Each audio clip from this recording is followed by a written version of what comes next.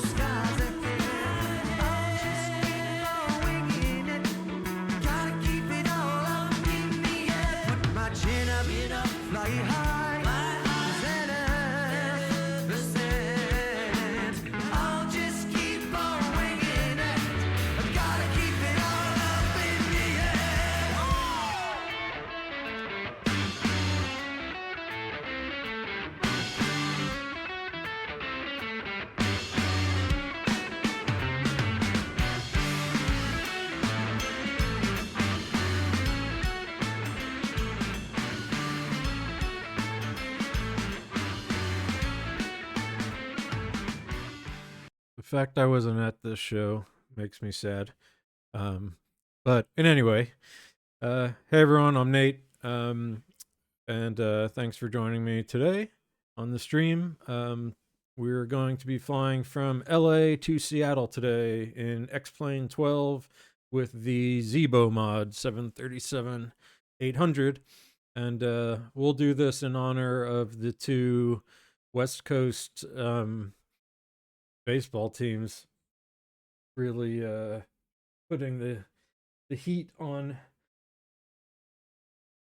both teams in both the ALCS and the NLCS. Yeah, since we have a bit of a longer flight and actually talk about baseball, that's kind of part of this whole thing. But in any case, thanks for joining me today. And we'll be making this flight up the U.S. West Coast, kind of the coast. I guess we're going to be more inland. I'll show you a map in a sec. But let me dial up some sounds here.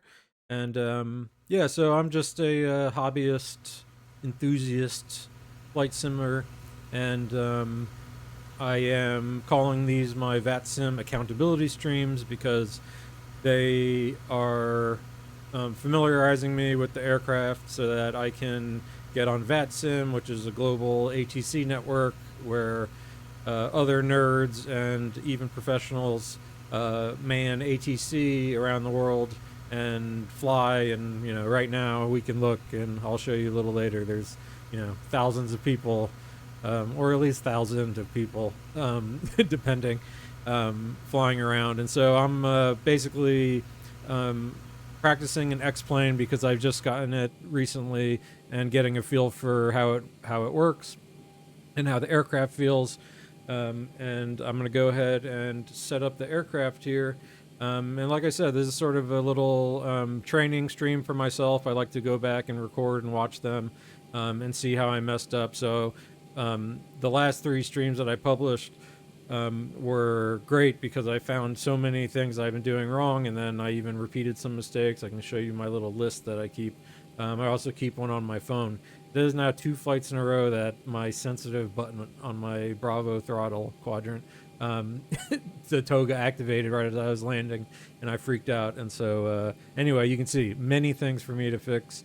But today I'm just sort of having a little more fun, kind of what I usually do when I have some time to kill, is go on a flight up somewhere in the U.S. West.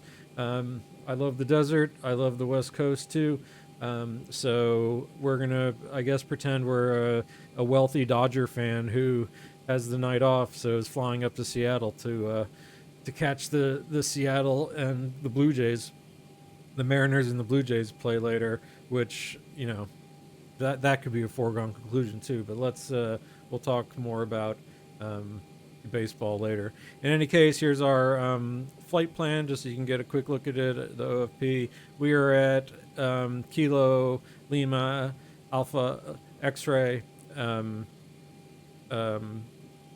Los Angeles International, and we will be taking off out over the bay, flying over Malibu, and going all the way to Seattle, flying over Oregon and into Seattle, and can see beautiful Puget Sound. But yeah, so there's and also the home of if this is good because when I invariably land this aircraft at 700 negative 700 feet per minute or something, um, then the Boeing factory is right there for me to get it fixed. So that's our flight plan today. I'm gonna go ahead and just quickly set up the computer and the aircraft, and we'll get going. So first things I'm gonna do is well, I'll give you a quick look at oh yeah, I buried the lead there too. Get to do one of my favorite things. Anyway, here's our Boeing 737-800 that we'll be taking today, United. And yeah, and what I wanted to do, I had been flying cargo, but ooh, we got weird weird AI, or these aren't even the AI ones, but these are like the ugly Zebo mod people. Sorry, people, I didn't mean to call you ugly. And I guess not many people want to go to Seattle today. I already put in the payloads, but something about this hobby, I get an absolute kick out of. I'm kind of an uncanny valley guy, and so stuff like this really does it for me. And in Microsoft Flight Simulator, that's the other simulator. They they have more animated kind of stuff. So anyway, I'm going to go ahead and do the overhead panel. This is a bunch of the systems of the aircraft. I'll probably just get the. I'm not going to get the APU going yet, but we've got ground power on. We don't worry about this for now. I've got my lights. We will tell everyone to start buckling in, and I'll turn some window lights on, or heat, excuse me. Don't have to touch any of this. Get our packs on auto. Isolation valve is open. Fans are on. We'll warn people. Turn the anti-collision light on. Let's take a quick look at our flight plan just to see so we're going to be flying up to flight level 360 today. So I'm going to go ahead and plug in. This is the pressurization. Very important. In the sim, less so because I can breathe the real air here. But this is to prevent passengers' heads from going total recall on us. And our landing altitude in Seattle, I can go ahead and look at a chart real quick. We'll be doing the ILS 34 left, and airport elevation 433 feet. Okay. Let's kind of dial 450 in here. Okay, beautiful. That all looks gravy to me. Had the yaw damper. Oh, I guess our trim air is on for that system, the air conditioning. All right, yeah, looking good. So now I will go ahead and do the flight computer. I'll kind of zoom in on it a little bit here, and we'll look at the map, and I'll bring the chart out so that I can refer to that a bit. So first things you'll see, I've got this WinWing stuff here that's really cool, and I like it a lot. And so if you have any questions about the WinWing gear, feel free to ask. It's really fun stuff. So yes, I'll be using my panel here that you can take a look at, or I can zoom in a little harder if there's anything we want to see. But in any case, we're in a 737-800. That's good. We're going to go ahead and set the position. We are at LA, so this is Kilo Lima Alpha X-ray as our reference airport, and we'll grab a GPS from our aircraft here and set our IRS position. Now the aircraft knows where it is. You can see the maps just kind of came back on. And again, this is a primary flight display. This is the navigation map, and we'll be setting up the flight plan now.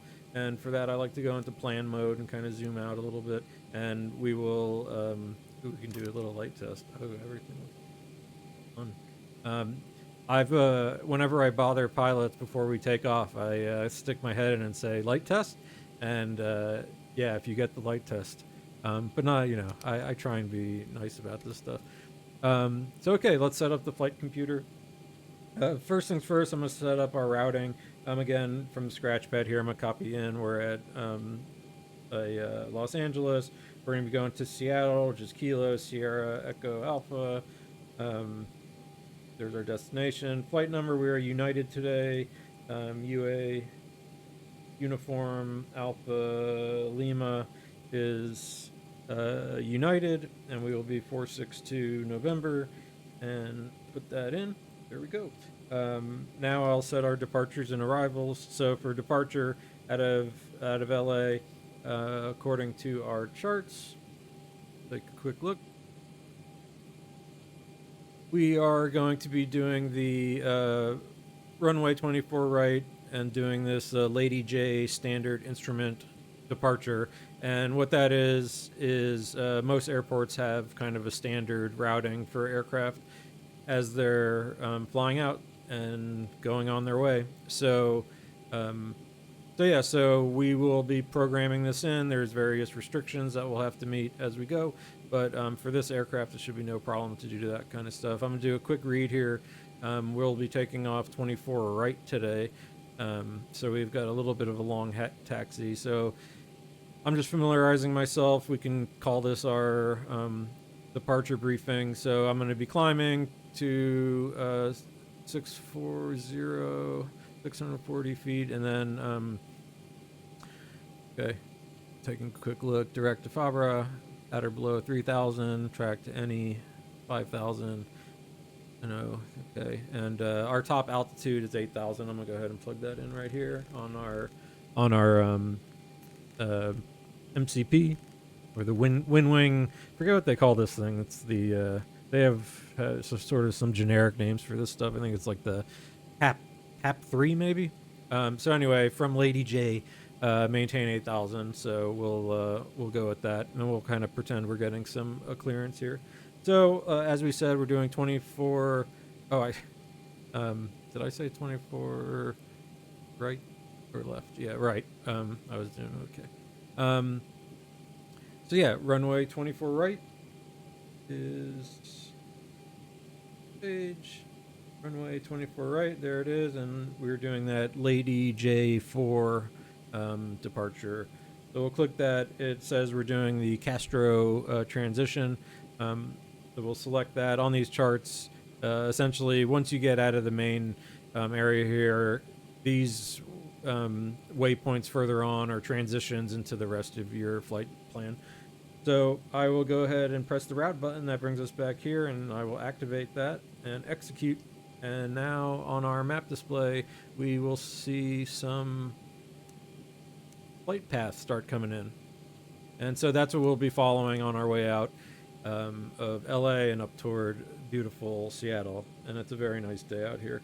The other thing I'm going to do, even though in real life you might set up some of this stuff later, we already have our approaches and our standard terminal arrival. We have this Hawks, 8 RNAV arrival. And so that will bring us in from the south here, and then we will hit Hawks and come on into Sonder, which takes us into 34 left, 34 left, once we get to Seattle. So we'll worry about that later, but for now, we can see down in the computer here, or you can see along with me. I'll get the charts back up so you can kind of half follow along. So we'll be doing this Hawk 7 or Hawks 8 star. The transition I have on the flight plan is, well, we have LKV, Lima Kilo Victor. Okay, Lima Kilo Victor. And since we're just doing a direct A to B flight, today is an offline flight. I might practice some of my verbiage just to no one. Because that's the stuff I'm learning also in the background of these streams, so I can go back and listen to that. So we're landing ILS runway 34 left. So I'll go ahead and select that. ILS runway 34 left. Got that, and we're going to be doing that Sonder transition and hit execute. And there is most of our flight plan set up now. So if I go to the legs page and I start stepping through it, if you look on the map just here, as I step through, it will show us the various legs of the flight. So this is that whole departure. Then we have a big route discontinuity. We'll deal with that in a second. And then we can check to see. I'm going to zoom out just a little bit. Oh, by the way, I'm super excited too because my Windwing has this EFIS panel too that they made, and it is coming sooner than later. So I'm really excited to get that, and then I'll have to figure out something else because my hand is going to have to come over this way. So we're going to have even more gear take up the screen for that. But anyway, here's that Lima Kilo Victor. I'll keep stepping through. There's Blitz, Esley, Bravo Tango, the Battlestar Galactica, but not quite. Petra, Craig, Hawks. There's the beginning of that star. Foot, Goal, Sonder, and there's our ILS and our missed approach to hold over at Lawful. All right, that's kind of funny. The other thing I'll do here is I don't have my sim brief set up in X-Plane yet, so what I am going to do instead is just go to my operational flight plan, and if we go to our route, next page, we can see where we have this route discontinuity. We can put in the rest of the flight plan. So if I come down here, here is the rest of the flight plan. So there's like nothing in between. Okay, I thought there was a few more waypoints, but it's just this Shamir. So whatever, I'm just going to actually just go into our legs page in that case, come to the next page, and then here is that route discontinuity between the Castro waypoint and the Lima Kilo Victor one. So all that we're doing is going direct to Shamir. So that is Sierra Hotel. What is it? Nope. India. Mike Romeo. Mike and Romeo. So there's Shamir, and then I can just kind of fill that in the route discontinuity. I can also bring LKV Lima Kilo Victor. One of the things I'm working on too is I say things with regular English alphabet when I should be using the NATO alphabet. So we'll close up that discontinuity, hit execute, and now when we look on the map, if we were to do like a big zoom out and step through it, you'll see we have everything filled in now. So there's that bit. So I'm happy with how that looked. Now let's set up the initialization. So I've already got the Ziba mod set up with the 0 fuel weights, and it's we've already got fuel loaded, about 14,000 pounds of fuel, and about half of it to get to Seattle, the other half for various why is the word escaping me right now?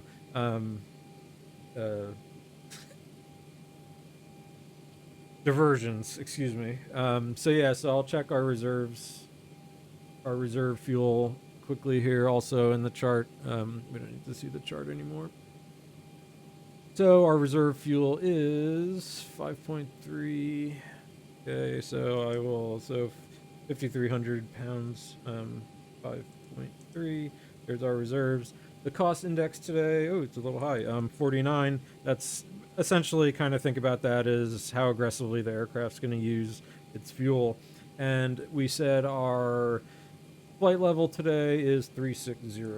So I will go ahead and punch that in. Our cruise winds up there are, we'll be downloading the winds, but we can put in just for now. So we've got something. Coming 341, so sort of out of the northwest, 51 knots up there. Okay, so I'm gonna go ahead and execute that. Insufficient fuel. You never want to go at that. I wonder why it doesn't like that. So I am just using the sim brief plan here. I've noticed some here go payload. Yeah, we've got the right fuel payload, 0 fuel weight is all good. So let's pretend that didn't happen. I'm looking at my flight plan. This all looks good. I'm not sure why it would be insufficient fuel.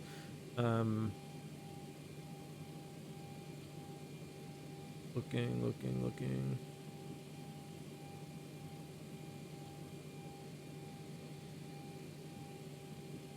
Okay, I see. We did have a actual mistake in the fuel. So there, boom, good stuff. It was our block fuel is 20,840. Okay, so there's our actual fuel. So now, oops.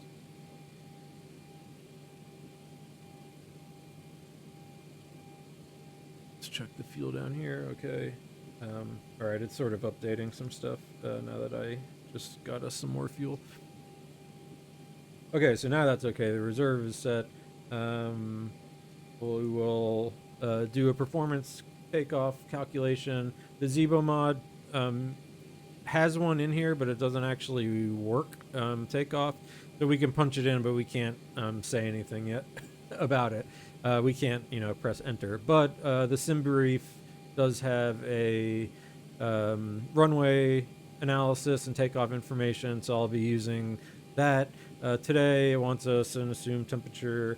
Let's check the weather in LA, and we'll also while we're doing this. So LA today, the weather is looking okay. A little cloudy, couple clouds on our below 10,000 feet, but everything's looking pretty good. And it's a probably a balmy 17 degrees C out there. So our selected temperature, that's the temperature for the engines to basically make them run more efficiently. You don't have to worry about that here. So our select speed is 44, and like I said, outside it is 17 degrees C. For my fellow Americans who have no idea what these C's are, that's 63 degrees. So not bad out there. Today, SimBrief wants us to do a takeoff 1. That sounds good to me. So we'll activate that. Climb 2. These are different power settings. And so we're doing kind of like the middle power takeoff and the low power climb, if that's how you want to think about it. It's at least how I think about it. Now we'll go to the takeoff page. The Boeing 737, you do a flaps 5 takeoff here. Center of gravity will pull from the Zebo mod here. And the V1 speeds. Okay, SimBrief has us at 145. So V1 is kind of like your last decision speed before you decide to either hit the brakes or take off, because once you're going faster than that, you will not have enough runway to stop. And typically this kind of corresponds also, what do we have? 145, 146. VR is the speed at which I take off, and then V2 is 151, and that's kind of another minimum safe altitude or speed. So there's our takeoff ref. Yeah, this sounds good. We'll just use the standard. I think LA, I could look it up, the actual, it might be 1,500 feet or something like that for the acceleration height, which is when the plane will start kind of tipping the nose down, and we can gain some speed. Excuse me. So I'm gonna go ahead and set up our. So I've set up the computer now. This feels good. I like where that's at. We're gonna go ahead and set up the rest of the flight here, and to do that, we'll look at some charts.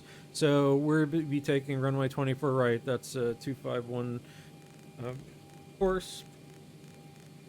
So think of this as just like a big compass rose 0 all the way around to 360, which is the same. So you see 251 that goes to the west. And so if you think about it like on a round compass, you'd have the 0, 90, which would face east, 180 due south, 270 west and 0 or 360 to the north. And that's how, when you're flying these planes, you 251, how you orient yourself. So I will check our departure real quick again just to see if we maintain runway heading. So yeah, it looks that way, 251. We can read it again here, climb heading 251. So I'll go ahead and set our V2 speed here, which is 151. 151. Our heading, like I said, 250. So we'll get ourselves there. For 251. There we go. We already said our altitude is 8,000 feet. We set the other course, and these course knobs are used to, well, set your course. Most of the time, in this aircraft, they'll provide a visual reference on our map screen there that you see below the charts. We can plug in like ground VRR stations and then plot in a course. It'll kind of shoot out a radial from there, and we can adjust the course, and that's how we can get ourselves back to where we need to be. All right, so the computer is all set up. That looks good. We can do a quick, we'll wait to do the taxi briefing. So the computer looks all set up how I want it to be. I'll go ahead and flip the flight directors on so you can see the flight directors come alive here. I will also just go into map mode again here and zoom in for myself. On the co-pilot side, I kind of like when I'm taking off to set this kind of center view, and I'll zoom them out a little. It gives me at least a little sense of the flight path behind me. So I'll also go ahead and arm LNAV VNAV for this takeoff. So that's what we'll be doing, an LNAV VNAV takeoff, and just letting this baby do its thing.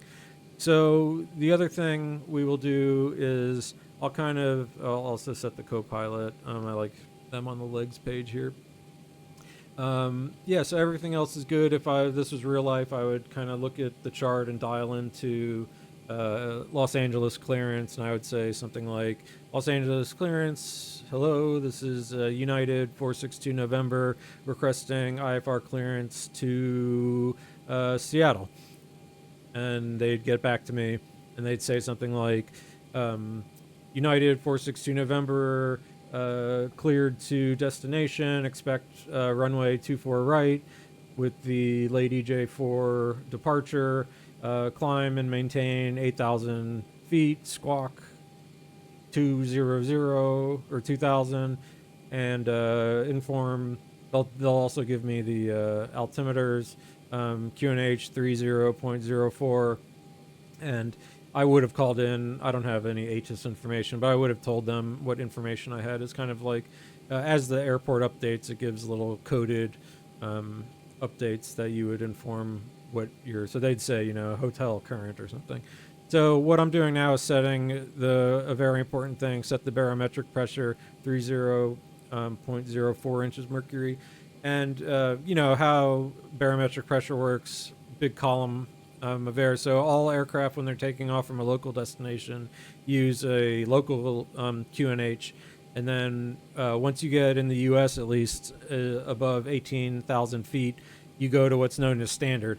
And that's when everyone goes back to that original kind of agreed upon, well, it sounds just like it does, standard thing. So that looks good for that. And if I did have a squawk code, I'd say, okay, and I'd read back all that to myself. So on standby, everything else looks good. I'm not going to plan for a quick return or anything. Otherwise, I'd probably punch in a quick return runway ILS back into 24 right, which I think they're taking arrivals there today too.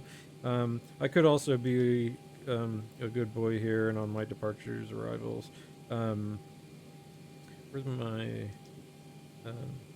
forget it. Let's just go on here. This livery, I guess, has the route copy. Usually the other one I fly doesn't. So yeah, so let's go to the overhead panel. Let's get this puppy going. So we've got we'll turn a front forward fuel pump on. You can kind of hear it come alive in the background because we'll be firing up the APU in a sec. So I'm going down my list here. Probe's good. I can go ahead and get the electricals, hydraulics going. Again, this all looks good. And there we go. So we're going to start the APU. And the APU is here on the back. Chase cam. And you will see it firing up right here. We get to look up a 737's butthole. Sorry. More like a cloaca, I guess. But let's not dwell on what this is. So the APU is like a small. Imagine another small they are turbines back here, and right now we're on ground power. That's this thing. So we're plugged in, getting all our power from there. But now we're going to be switching to this auxiliary power unit for pressurized air and to have other parts of the aircraft powered up that way. So there's the APU fired up. Go back up here. You see we have APU power available now. You can watch it. Go here. The exhaust gas temperature would rise and then fall back down. And that's when you kind of know things are ready. So I'm going to go ahead and switch us off ground power and get rid of the ground power. I'm also going to come up here to our air conditioning system, our packs, and turn the APU bleed on, which will be using some of the pressurized air to, you can kind of hear it in the background. So that's so my passengers have some air conditioning, and then also we'll be using this system to help get us started. So okay, everything is looking really good up here. I feel pretty close for our pushback checklist. Set the brakes to RTO, which is rejected takeoff. And okay, I think I like this. Cool. So let's do a quick checklist.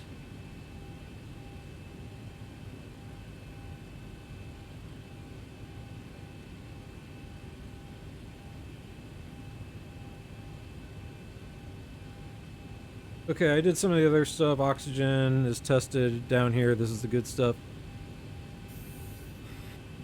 Okay, and coffee even better. I'll be grabbing a coffee soon. But we've got all of our other stuff set. I already did the pre-flight checklist earlier.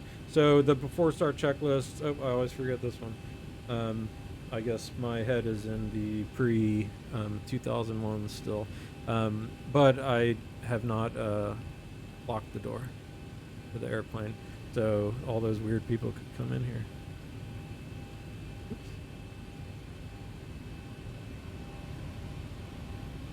Are very few passengers today. Anyway, let's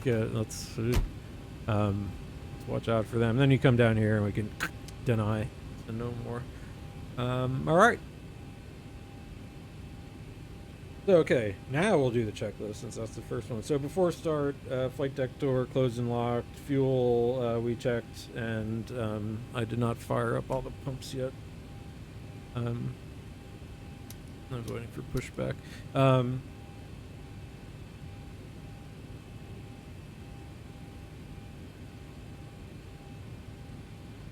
Okay, isolation valves, auto, engine start switches. Oh no, I jumped. Alright, the MCP said windows are closed. Takeoff speeds 145, 146, 151. That all looks good. Auto brake, RTO, engine start levers are at idle detents. And the anti-collision light is on. We'll do rudder, aileron trim. I checked 0 and 0. And now we can do a little taxi briefing. LA in real life would be complicated. But we are here in the United terminal. They're, I think, 7 and 8, something like that. But what we'll do is we'll push back onto Charlie 6 here. And I suppose just come out to... I should have looked what some of the standard terminal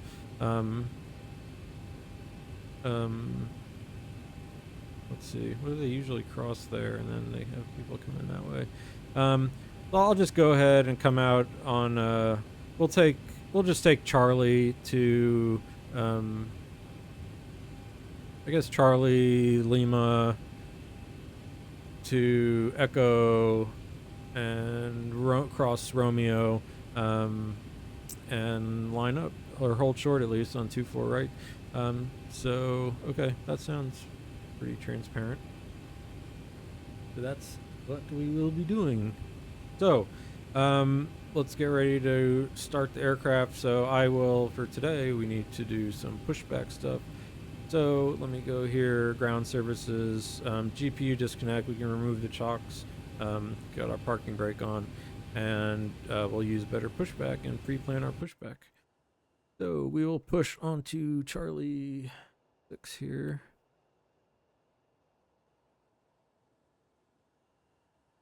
This is a lot nicer than GSX pushback. I like the mouse. Ground to cockpit, plan acknowledged. Thank Call you. me through the menu when you are ready. Okay. So, we're ready. Ground to cockpit, tow is driving up. There comes our tow, crashing through buildings and everything.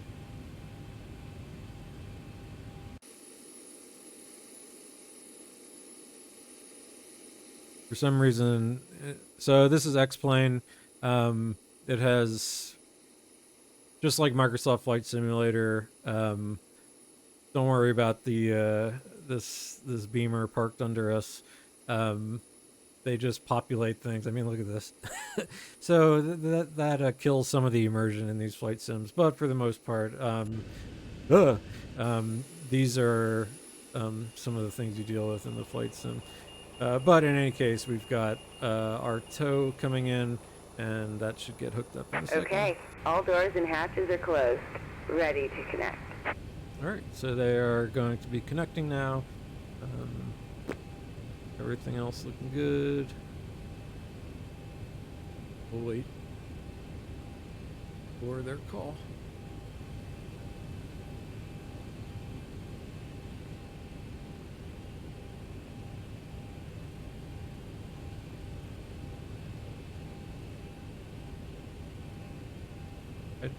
I'm curious, does X-Plane...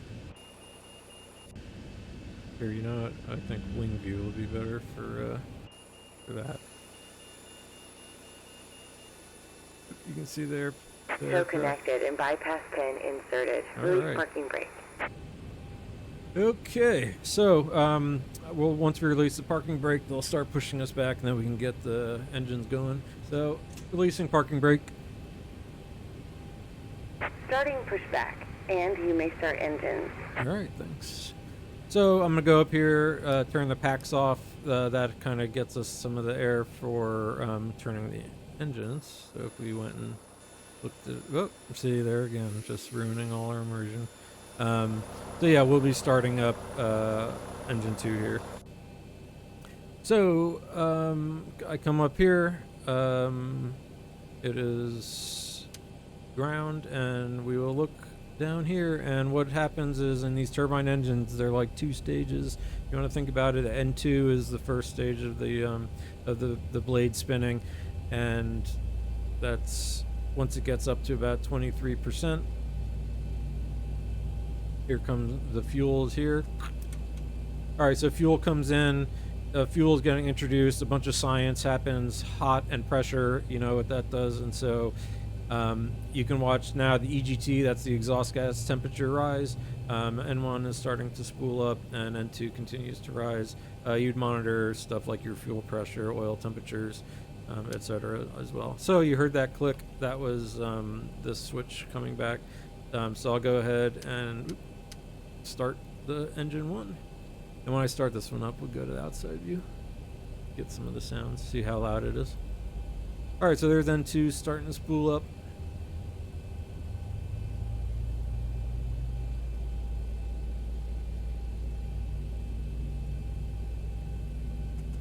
All right, let's introduce the fuel.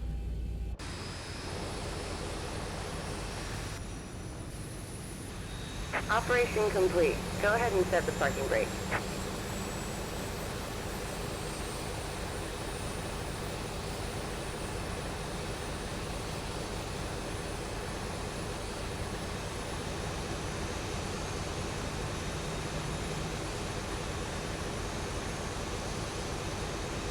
All right, nice.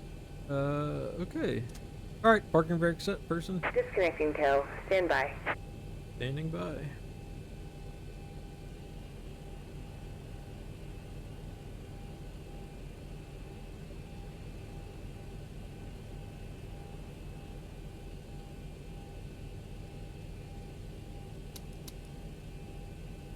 Ignore that.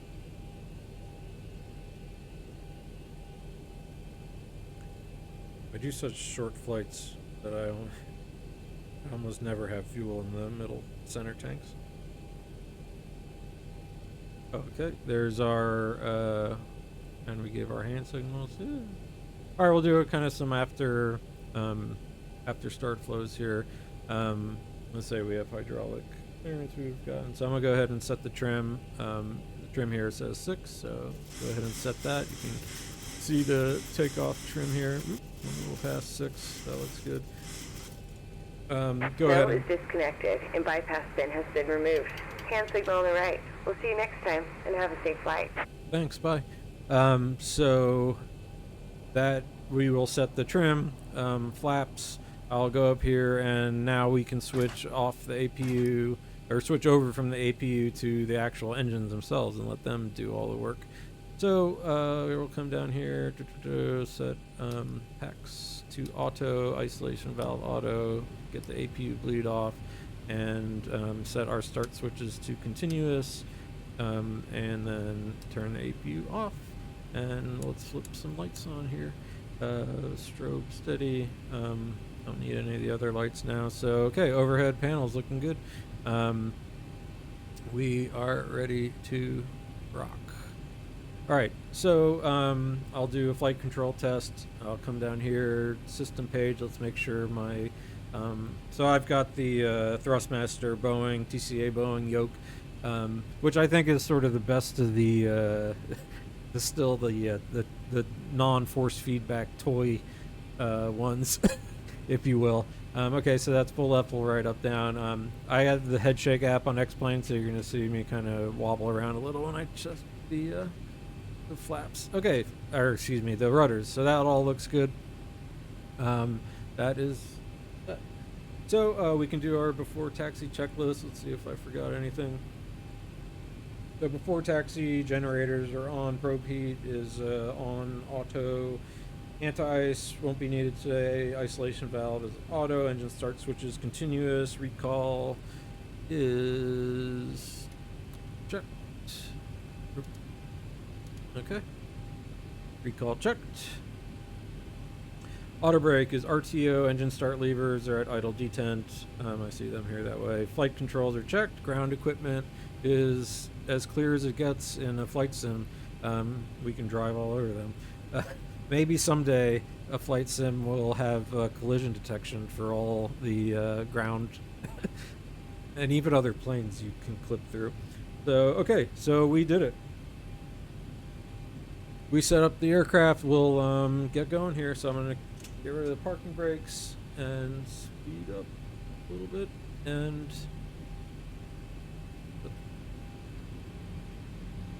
all right, and we're off. So I'm going to try and drive not too wild. I'm notoriously bad taxi. View many of us are used to.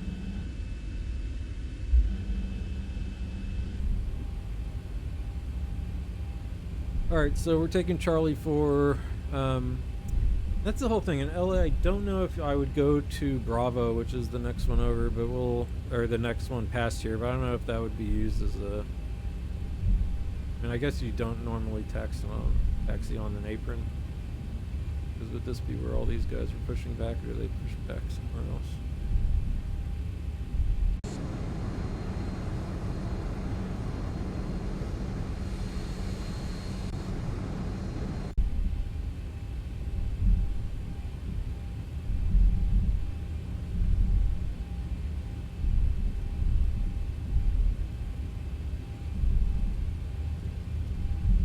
If we were on VATSIM or real life, however you want to think about it, you know, we would have requested taxi and they'd tell us exactly what to do and where to go.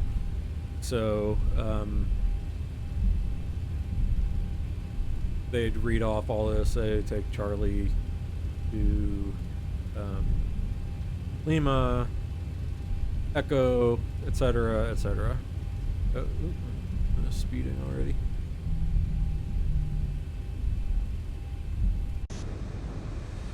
There's a X-Plane. One thing nice about it is the standard airports, although this one might be semi-custom, I guess. I'm not sure which stuff in X-Plane has some handcrafted. LAX could be one. But yeah, pretty nice default airports, so you don't have to do too much scenery in X-Plane, which is nice. And there's some pretty decent free stuff out there too. I've really been enjoying X-Plane a lot, actually. Let's pay attention here. I need Lima. Okay, Lima. That's Kilo. Arguably, like I said, if I would have looked up some of the actual... LA is so big, it probably has its own, just sort of they can tell you a standard. I really don't know. I don't fly out of LA too much.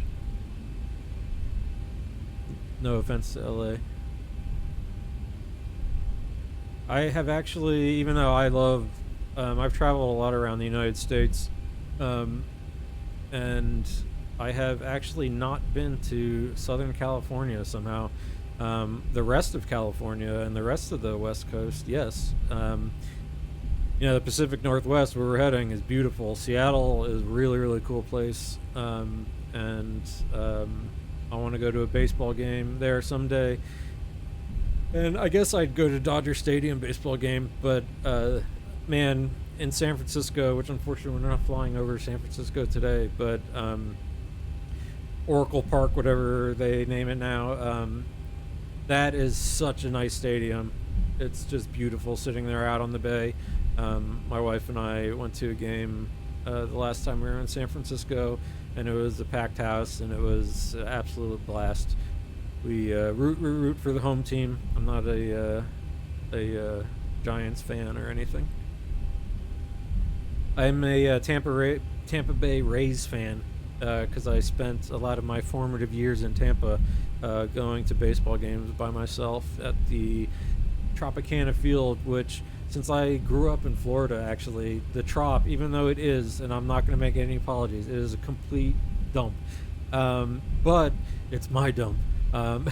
And, you know, every game, every sporting event I went to when I was younger, it was outside at like Joe Robbie Stadium, which is today Hard Rock Stadium, or the Orange Bowl, where the Miami Hurricanes play.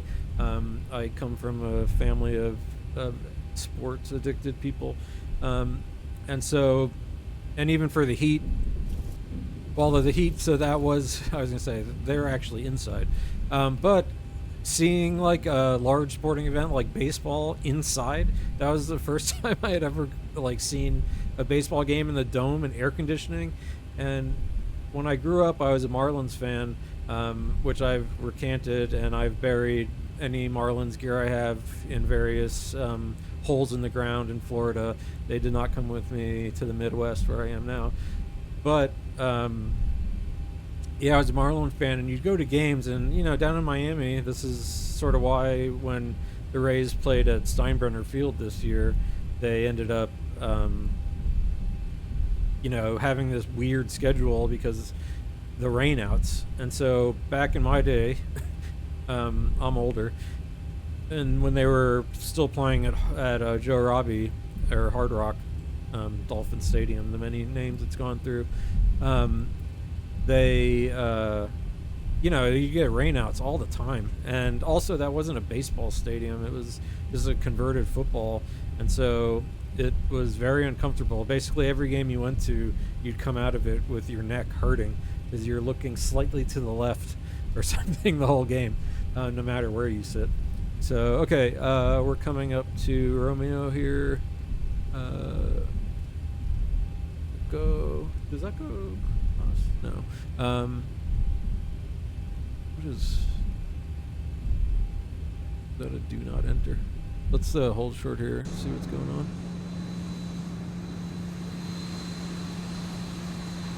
Okay, I have a little bit of a scenery mismatch here, so we're gonna do a little. Oh, I'm curious. What is this sign here? Echo. All right. Oh well. So yeah, I don't know. Sometimes the charts I'm using are not totally consistent. So we're gonna do.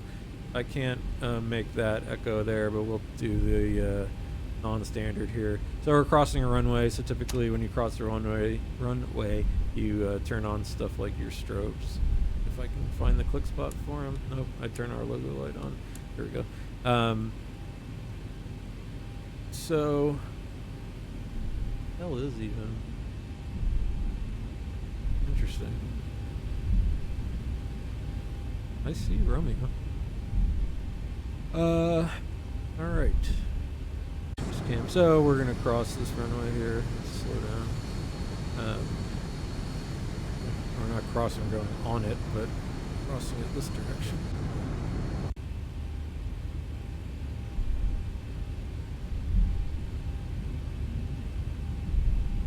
Okay, and we'll just leave our landing lights on, or all of our takeoff lights on, and the strobe and all that. I'll turn off the logo light. I'm gonna come to a stop here before we get on the runway to do some of our last stuff. So, throttle, pull the parking brake. Okay, so last stuff I do, turn my auto thrust on. If we were flying with other people, we'd turn our TARA on, which is the traffic advisory that shows you, if other planes are in your neighborhood. I like going to kind of a shorter ring for myself over here. I'll come a little bit in on this one. Oops, wrong. Nope. There we go. One more. Okay, so I'll go terrain over here. So we will actually have some terrain, though actually when I do terrain, I'll do the map mode like this, and then I'll go weather on my side here, but it's pretty clear skies all today. So one thing I do, okay, if we were actually taxiing at some point, it would have said, hey, transfer over to tower from ground. I'd say, okay, and I'd say, hey, tower, United 462 November, holding short very poorly. I crossed the line there. That's a big no-no.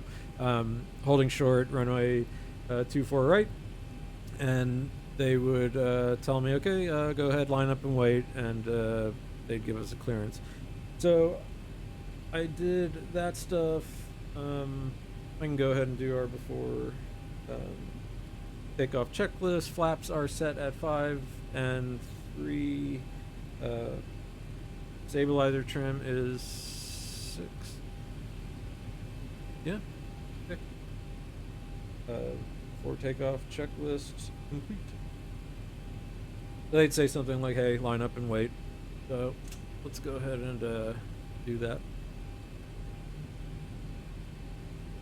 Although maybe we'll just go for a rolling start.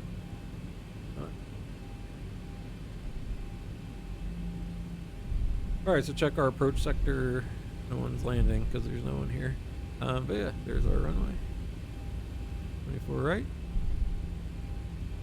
Firm. Yep. 4 right.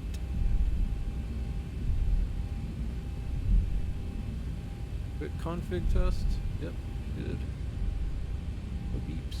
All right, let's let her rip. So I'm gonna spool up the engines about 40%,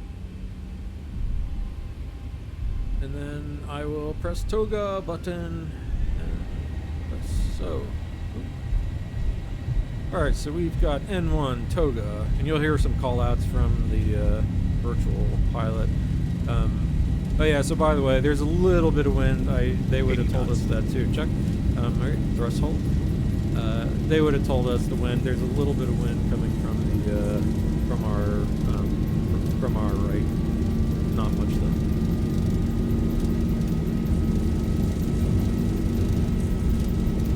E1, rotate. All right, rotate. So we'll gently pull back on the stick, so no tail strike. Come on, baby. Come on.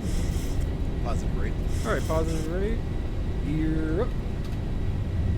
And we will trim a little bit here. And okay, thrust hold, LNAV 400. LNAV VNAV speed, check.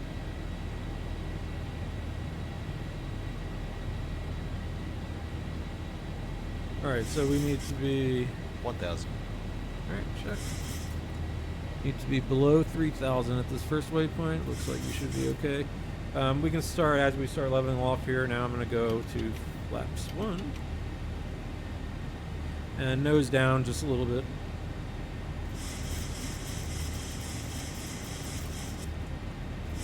Go. Now we're accelerating.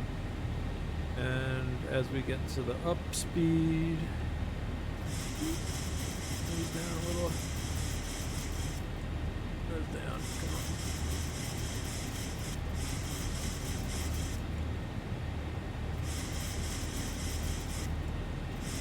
That's just, I'm trimming the aircraft, trying to get it there. Alright, let's go flaps up. Okay, flaps up. N1 LNAV VNAV speed, and we will climb up to that 8,000, and we'll pretend we get some radar, or our next clearance altitude there. So this all looks good to me. I'm gonna go ahead and turn the autopilot on.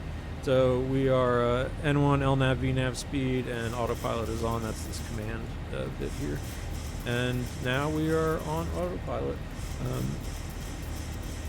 So I'll do some quick cleanup here. Turn the brakes off. Put the gear to off. Just watching my speed, making sure everything's looking good here. Come up to the overhead panel. Put our start switches back.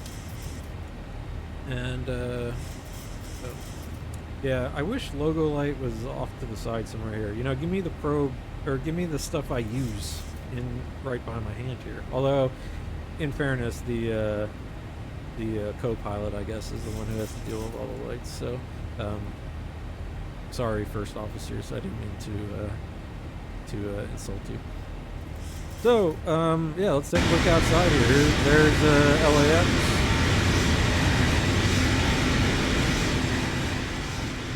Turn that down a little bit.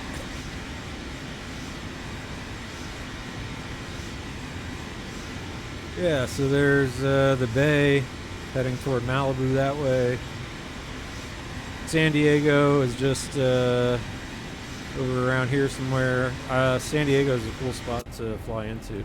There we go. Some views if you were these fine folks. The one thing kind of fun I like about the Sims is that we get these in the Zebo. There's these cabin announcements.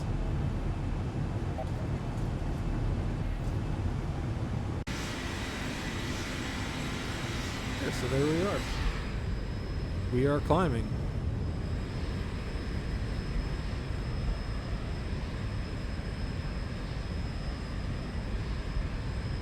Stay out of Malibu, Lebowski. We know Donnie, though. Alright, I'm going to reset my heading bug now that we've made this first turn. In these Boeing aircraft, you have to always reset the heading bug. So, if I wanted to just quickly look at if we have any more restrictions to deal with. So, we can look at our chart here and see at Lady J. If the line is underneath it, that means we have to be above 7,000 at this point. This means we have to be at 8,000 because we have lines on both sides, and then you want to be below certain altitudes when the line is on top. And that's because you'll have, you know, aircraft coming in on these direction. Could be a military base below you. There could be the fine people of Malibu need planes, you know, not too low. So we are, once we pass that, we'll go ahead and climb up to our top altitude. Alright. Yeah, X-Plane, I'm fine with the graphics in X-Plane. Again, maybe it's because I'm like 10 years behind the curve on games anyway. But yeah, so it doesn't really bother me that much. So we have MCP speed, alt hold. So now we're at 8,000 feet. Let's take a little look around while we can here. Here's the bay. Here's where we're going.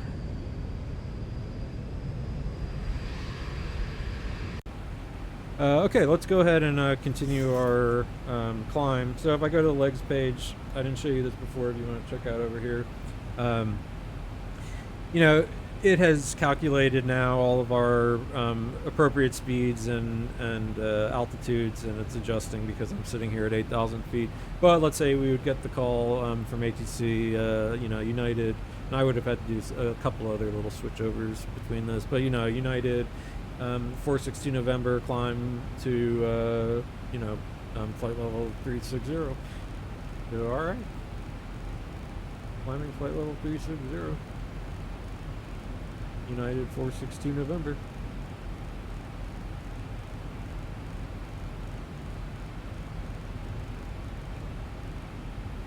Alright, and I'll hit altitude intervention. That will kick in.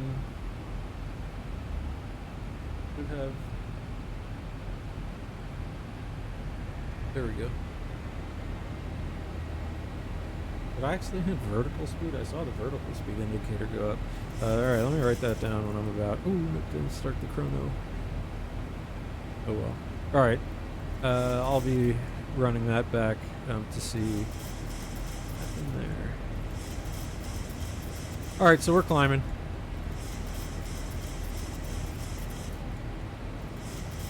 Started fairly aggressively. But yeah. Alright, I didn't actually do the after takeoff checklist, did I? That feels like a good time. So, engine bleeds are on. Packs auto. I can check even though I know. Landing gear are up and off. Flaps up, no lights. Okay. So we just passed about 10,000 feet, depending on the airline and various standard operating procedures. Sorry, just taking in the scenery. Now would be something like you turn off lights for some. Although they might do a lot of this stuff at 18,000 now. Although the taxi light sometimes comes off, strobes, anti-collision on, will go. So anyway, everything up here is good to go though. You don't really, unless something bad happens or you need to do some icing stuff, or anti-icing at least, you would come up here. But for the most part, we're set up there, and we can just enjoy the scenery and look out the window. So, if I look on our progress page here, this will tell us, at least for now, how far we are from the top of our climb, and the winds, and all kinds of good stuff here. So, we're on our way from Rugby, and it sort of tells us our next couple waypoints coming up, but we'll be at Seattle in about an hour and change. Where are we at? 1900 hours. So,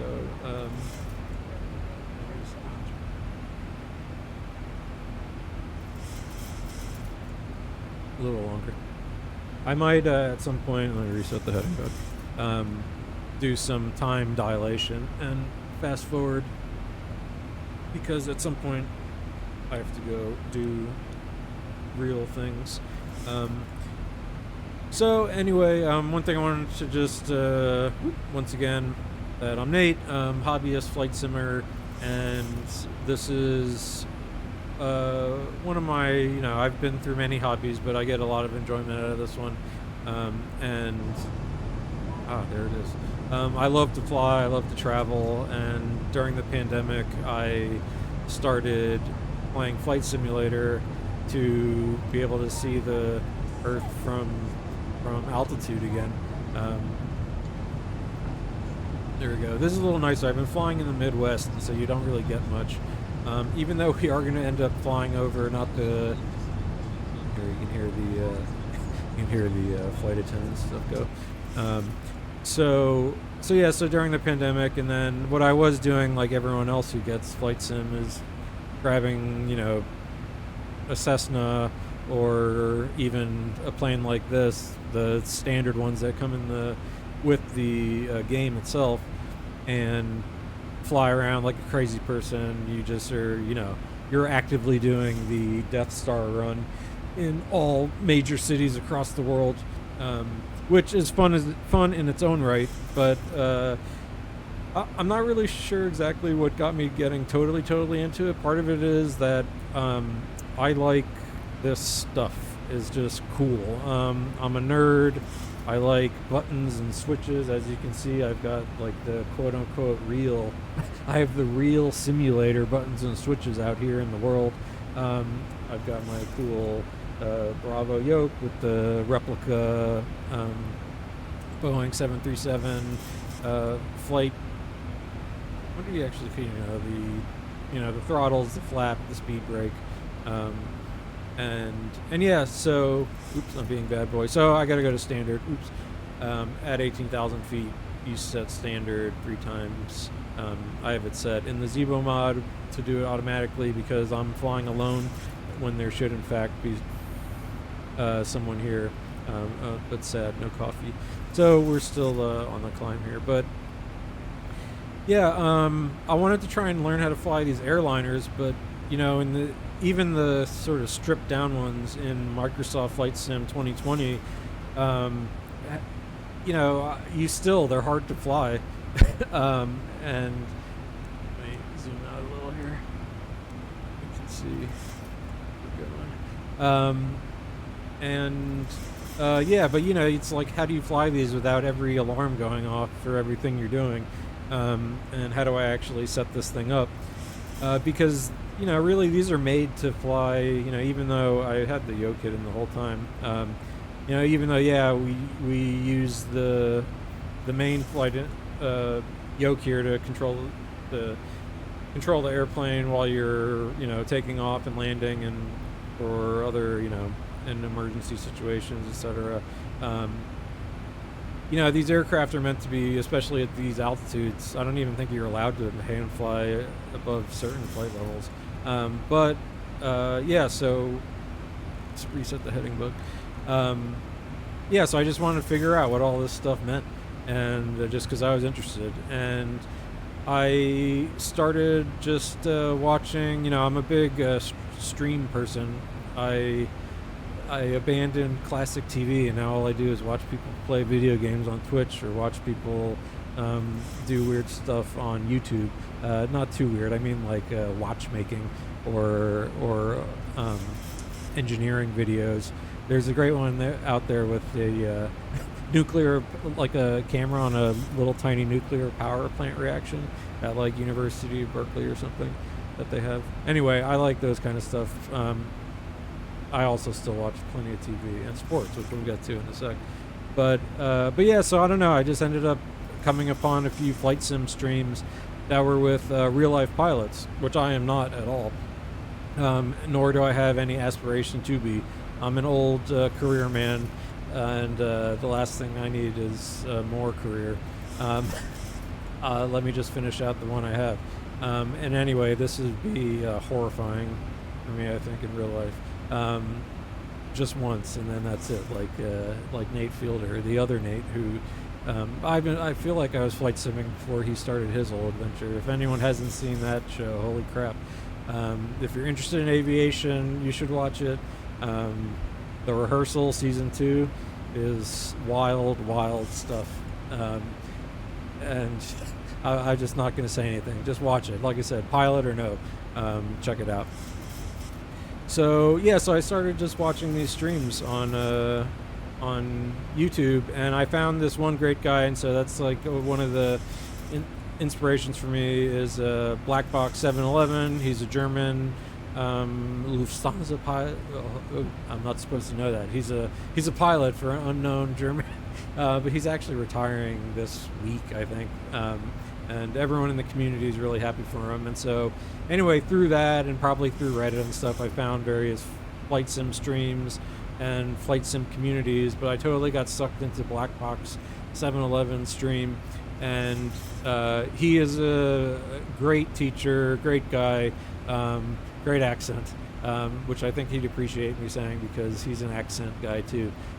So one of my mentors, who unfortunately passed away when I was in grad school. The mentor I had in grad school, he passed away more recently, but he was a great man. Actually working on a book with one of his other mentees right now. I'm an academic copy editor by trade. So anyway, he was German, and so I have many fond memories of sort of late night chats in not in German. I can't speak a lick of German, though I am trying to learn Dutch because I love the Netherlands and I go there as much as I can, as much as my wife lets me go, which is often enough, I'll say. I have a good wife. So anyway, so I like him because he's German, and I also like him because the stream is just incredibly informative, and just kind of watching those, following along, joining the community, subbing on Twitch, or a member on YouTube, whichever one I was. It was just kind of great to see it happen. He has people who's following him for 100 months or plus. He's been streaming for 8 years or something like that. But yeah, it was really cool to kind of join that community and start talking to more flight sim enthusiasts, and kind of through that it gets you excited about this kind of stuff. Fuel. Oh no, that's not the scary fuel. That just means we look down on our display here, we have run out of center fuel, so we go ahead and turn those fuel pumps off. But we'll be good to go for the rest of the way. So that was a really cool community, and big shout out to all the people there. If anyone happens to, I kind of joke to my IRL friends when I tell them about my weird hobby of flight simming, that I have I call them my German bros, even though there's some Dutch bros and some Portuguese bros and bros from all over. In that community.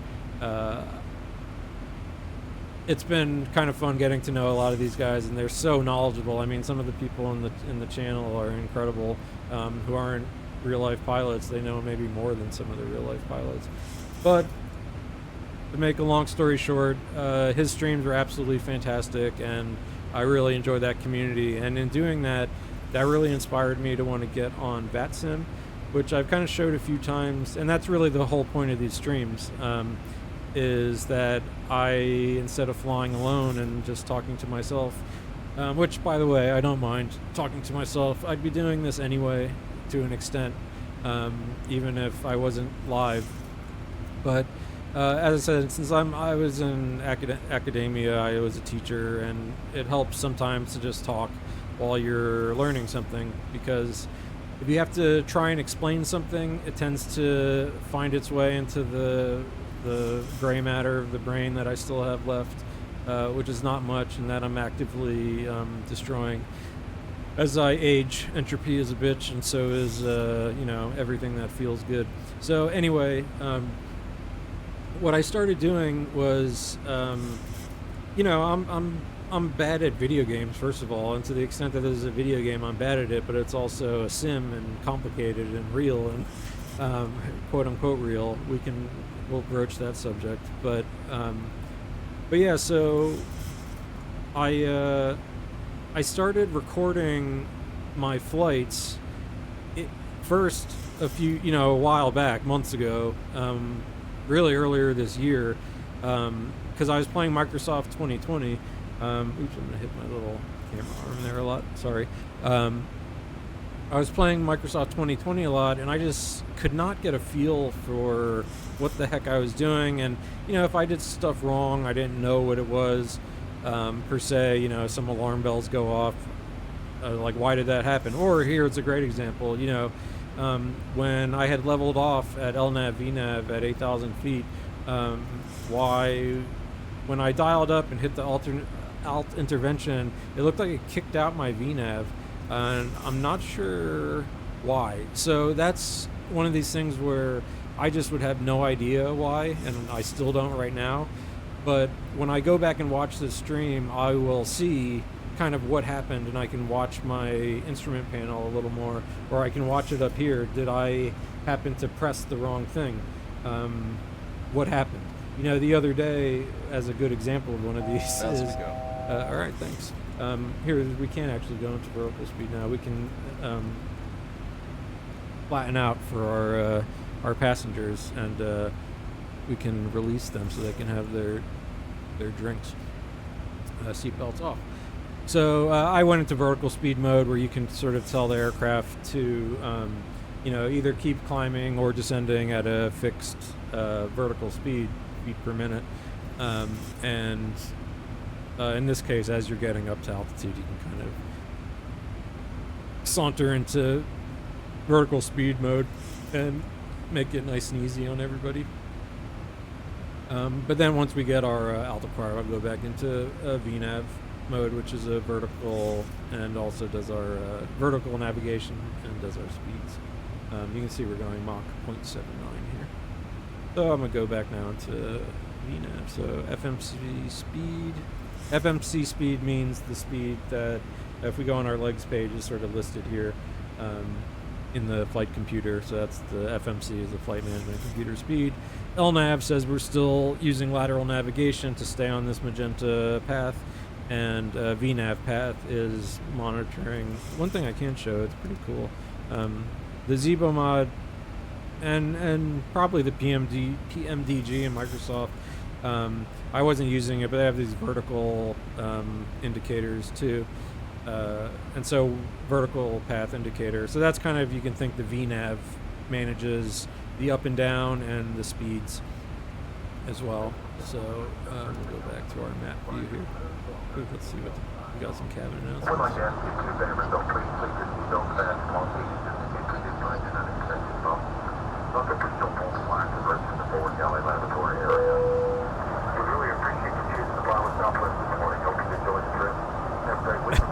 Oops, it's the South. That is a former Southwest employee telling these good United Airline people that. Okay, so 324. We're heading overlined. One thing you can see, we're getting slammed by wind here. The wind is pushing the aircraft, and so for us to maintain that heading, we have to actually point. It is like so many degrees off. What is that? 229, 5 degrees off. And so even though we're heading this direction, we're tracking, is what that's known as, along the path here. So, so we are at our cruising altitudes. Now we can really sit back and relax while everyone gets their stuff. So all that stuff was just to say that I kind of really got into the flight sim stuff, and I was recording myself and learning real world procedures for how to apply these things. And it ends up being one of these like high ceiling hobbies where, you can just jump in, plug in your Xbox, and play. I'm on a PC for this one, or Xbox controller, however you want to look at it, and have fun with these sims. But the more you learn, the more it opens itself up, and the fact that I know what some of these little buttons and switches all mean makes me happy for whatever reason. So and also I like, this is I consider this like an open world sandbox game. I love the Earth in a general sense, as weird as that sounds. And so I do like seeing the Earth and having the feeling of travel and traversing it, even if it is simulated here. So we're over like some, unfortunately I should have picked some neat routing that took us all up along the coast. Maybe when I do this return flight from the Seattle back to LA, which I'd like to do. I have kind of a lighter work week, so I'm kind of taking advantage of it and keeping my sim up. But what I did want to show you, so we're like, where are we? We're somewhere over. Let's do kind of a map that's a little more coherent for everybody. Does it actually have? Yeah. Bakersfield. Are we gonna fly over Sacramento?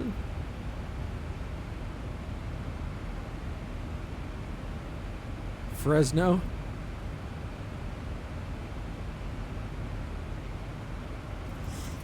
Ooh, okay, so one point of interest, we will be flying over Lake Tahoe. My old man has some great stories about Lake Tahoe. This was kind of a back in his back in the 20th, the mid to late 20th century. My father and his friends, they all moved out here. They lived in San Francisco, LA. They were doing all kinds of, I don't know, what does Castro remind you of? They were doing some interesting things. Anyway, we could talk about that some other time. There's a movie about it. But him and his buddies used to go out to Lake Tahoe, where one of his friends had a beautiful sort of cabin. Totally, he worked hard for that. But he's got some good stories about Lake Tahoe. But in general, if anyone who's watching this has never been out to that part of the country, Lake Tahoe is a really cool kind of, you're like straddling the desert, which also I love. The American Southwest and West Coast I really love, even though I am an East Coast guy, born and raised, and now live vaguely in the Midwest, which is a thing to get used to. So anyway, that'll be one of our interesting things to look at. Otherwise, we're flying over kind of like, I guess, northern, not quite northern, Central California farmland, probably at this point. Yeah. So, as most of America, it's this gridded, farmland when they can, out in dry California, some mountains. So, so getting back to what I was saying, as I was recording myself and watching them back, it was really cool, and I was starting to learn things and making lists. And this is just like, for instance, from the other day, watching back one of my streams. I give myself all these mistakes I was making. I kept like saying height instead of altitude when I was not talking about height above ground level.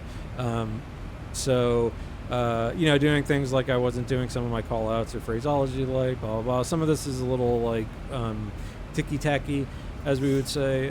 But like, I knew watching that stream, it was just like, oh man, my taxiing was terrible. I didn't do my checklist in good enough time. Something like I didn't read runway 9 center instructions thoroughly enough. Not that that was creating a huge mistake for what I did, but if I would have read it, I would have sort of known something instead of assumed something. But here was like the huge one I made. Huge mistake. Dial down heading bug instead of speed bug. And so that would be something where I wouldn't really have caught. I might have caught it if I was watching just the stream, but now I ended up setting cameras on the MCP here, so I could sort of monitor what I was actually doing up here. And I noticed I had sort of like dived the heading over when I was trying to reduce my speed, and so that's really bad on like short final. I did that. And so if I would have got some instruction or had to do a toga and went into heading mode, I would have darted off to the left. And then I've been having this fat finger problem on my yoke. I probably need to maybe clean out that button or something, but my toga button is very sensitive. So my last 2 landings, which have been 2 of my worst in a long time, and I put them on tape too. So that's like, it's awful. Since I've been putting this stuff on tape, I've been putting some terrible landings together. If you like bad landings, that might be happening anyway later, but I'm going to try and just have a little more fun and relax with it. And I think now I know not to keep my hands off that part of the throttle. But yeah, so watching the recordings has been really, really helpful for me. And so that actually, the reason I started doing that was because another person on YouTube I like is Marshall Sutcliffe. He's at wristwatch _revival, I think is the YouTube channel, but you should find a Marshall Sutcliffe. I actually knew him from back in the, I didn't know him. I knew of him from back in the day when I used to play Magic the Gathering competitively. And he was like a broadcaster of Magic the Gathering events, and I even think I could swear to God, I'm gonna have to write him, but I think in like the early 2000s, I could swear Marshall was either on, that's when Texas Hold'em and poker started getting big. That's was my era in college, and Oh, it was great. I mean, we played so much poker. We ran a illegal poker place out of our apartment. The stakes were very high, like nickels and dimes. Although I will say it did get higher at one point because I have many unsavory friends, and I used to actually like to just sit down and deal at the table because I was a good boy. I just facilitated and raked the pot and smoked the pot. No, I'm an air pilot. I've never done that. So anyway, yeah. So Marshall has a stream on watchmaking, and again, watchmaking. That's something I have very little interest in. I mean, I do, wear a watch. When I'm streaming here, I've got my $25 KSEA calculator watch because I'm terrible at arithmetic. I can teach fundamentals of predicate calculus and do formal logic and whatnot, but when it comes to adding numbers together, I have problems. Or finding the reciprocal of something, minus 180 subtraction. That's beyond me. So anyway, you can show the watch there. So Marshall though works on really, really nice watches or just stuff. His whole thing was he's a hobbyist watchmaker, so it's not his job. But as part of the kind of lessons that he was learning from, the watchmaker version of his black box for me, had recommended for people to, as they're doing their watches, to take pictures of them or record them. And Marshall also kind of makes, he does lots of gaming stuff also for Magic, and I think he does some other stuff now. I'm not 100% sure these days because I am out of the gaming space, at least that gaming space, the nerdiest of them, which I proudly enjoyed for many years. Now I switched over to just more of an old man nerdy one here with aviation.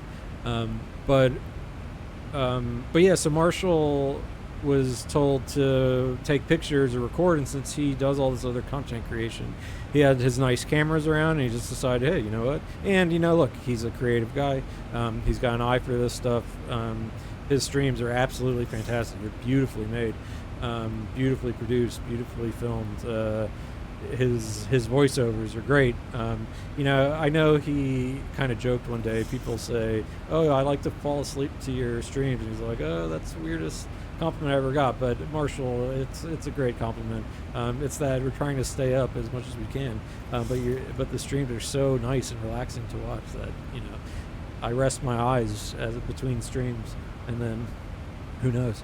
So, but Marshall started recording, and he started recording himself, beautifully, and so he decided to start posting some of his videos on YouTube and just had people follow along. Now, granted, his streams are a lot more fun to watch than this. I don't think anybody would have much fun watching this because my target audiences are either my friends who have no interest in this stuff, or flight simmers who want nothing to do with watching some other asshole flight simmer who has no idea what he's doing fly. Although, believe it or not, that actually could be. If I just went I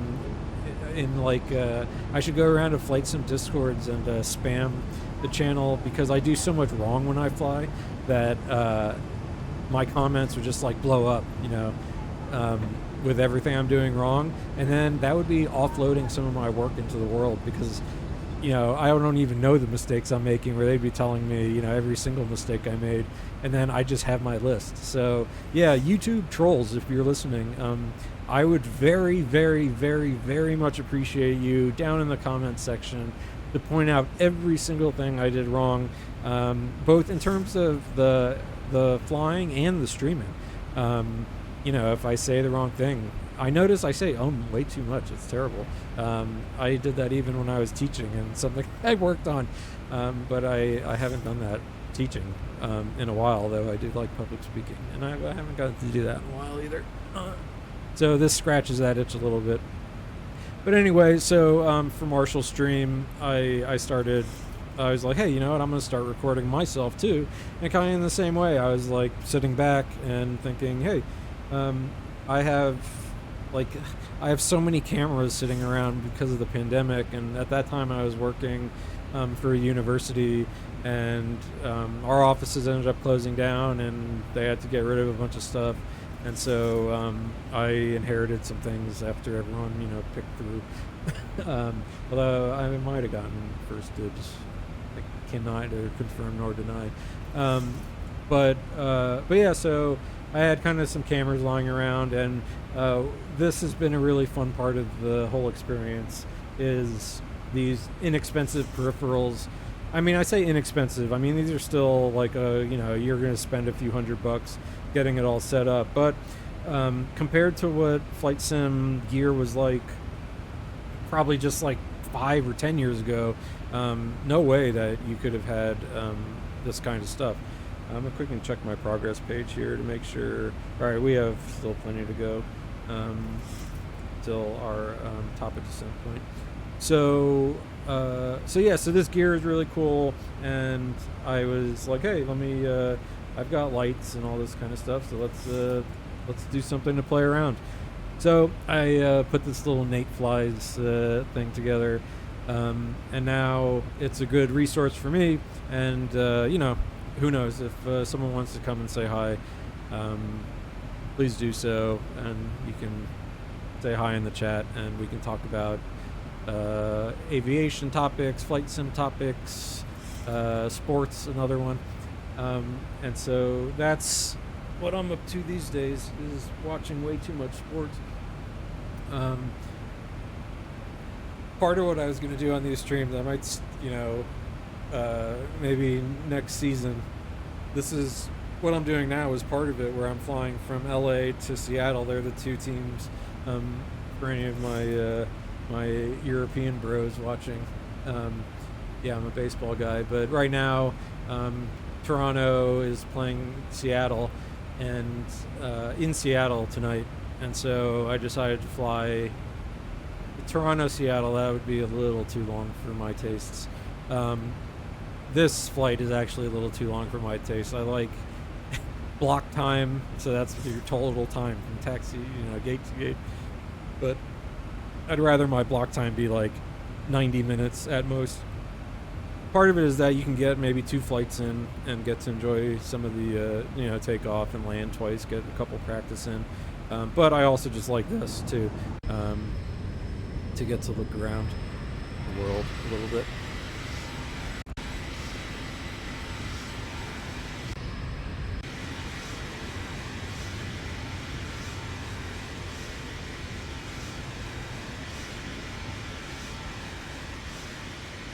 Yeah, I haven't been out to this part of Northern California. The map again. Here we are. So, coolest part of California is, it's San Diego. I haven't been yet, actually. So I haven't been Southern California, so I shouldn't say anything about it. I probably know I not like LA because they've described LA as like the West, Miami and LA are like sister cities. I born and raised in Miami, and I mean, it was all well and good, but anyway, San Diego. My wife and I are hoping to visit. It's on our little list of U.S. places that we haven't gone yet, and it actually San Diego International is a super fun visual approach to fly into, so I'll probably be doing that flight at some point sooner than later anyway, because one of my favorite flights to do is fly, I mean, it's, I guess, almost as long as, it's shorter than this flight, but flying from San Francisco to San Diego is a really nice flight, because that does kind of keep you over the water, and you can see the coast a little better. But yeah, so San Francisco, so we're like due east of San Francisco. Okay, so Modesto is here. Stockton. I almost lived in Stockton. I could have. I'm glad I ended up where I did. No hate on Stockton, but I like the little college town that I ended up in. There's many of those across the Midwest as well. Little college towns, which I also recommend. One of the better parts of the Midwest is the little college towns. But yeah, San Francisco is beautiful, and of course, driving up into kind of Napa area and Mendocino. Yeah, it's Northern California is really wonderful. Dry, strange, it's because it's all the microclimate. I mean, you can be, it'll be dry and 100 degrees, and then all of a sudden you'll go through this like weird cloud layer, and then it feels like you're on like in New England or something. But yeah, San Francisco is great. Nob Hill, that's the nice part. The stadium is down here, Oracle Park. So awesome. Or it's over here. Or you get. I'll have to. I don't remember exactly. But yeah, I mean, holy cow, what a nice stadium. Definitely one of my favorites. But we're just flying over, I guess, this sort of mountainous part of the range here. But so that was kind of again why I was recording the streams, and kind of some of the stuff I liked about flight sim. I also like talking, since for whatever reason I watch mostly European streamers. I get to scratch the itch of being. I feel like I'm in Europe sometimes too. They do the flights there. But yeah, X-Plane's looking pretty good. This is not bad scenery. Microsoft looks a little bit better, but this is pretty good. Pretty good, as Larry David might say. But yeah, you get these nice cloud effects and the shadows. And I know X-Plane. I only really got into X-Plane with XP12, and it was the the ugly simulator.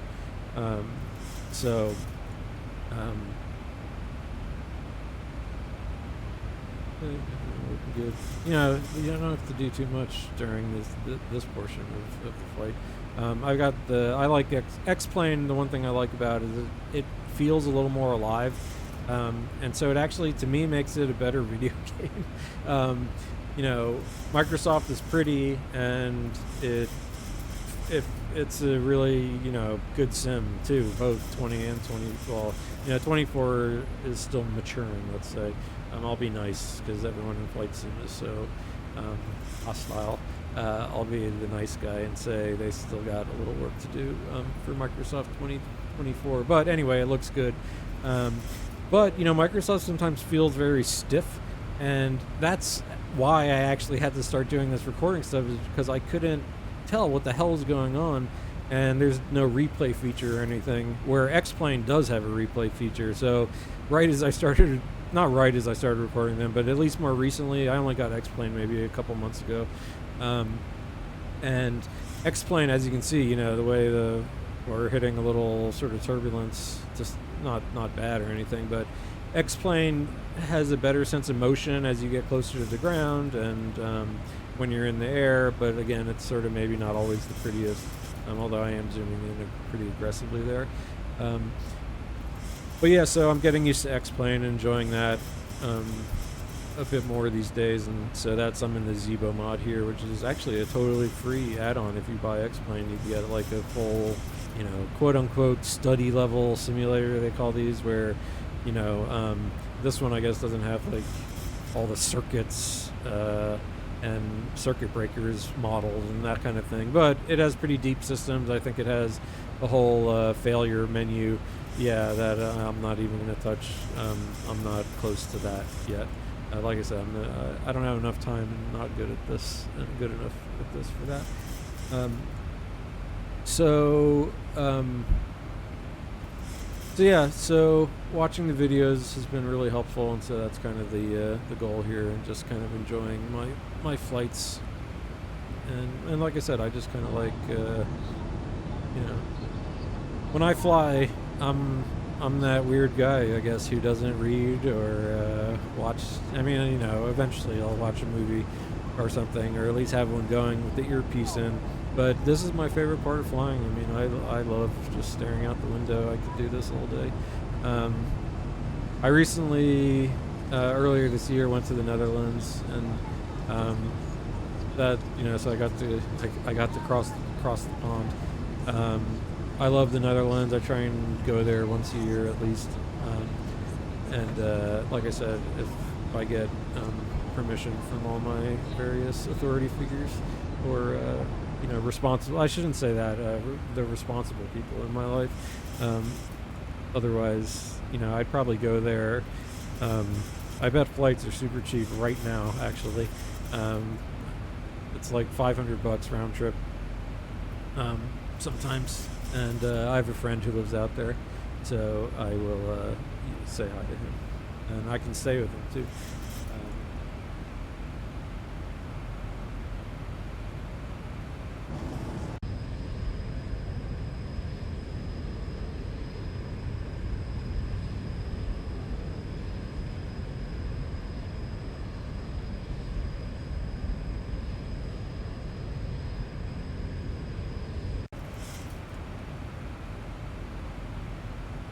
Yeah, so otherwise, like I said, the reason I was flying to Seattle is I had joked to one of my buddies that I would start flying what I would do to keep myself flying, because I needed motivation too. The other thing too is that I am, it's not that I'm lazy, which I am. So let's not. I'm not trying to sugarcoat anything here, but. Let me find this.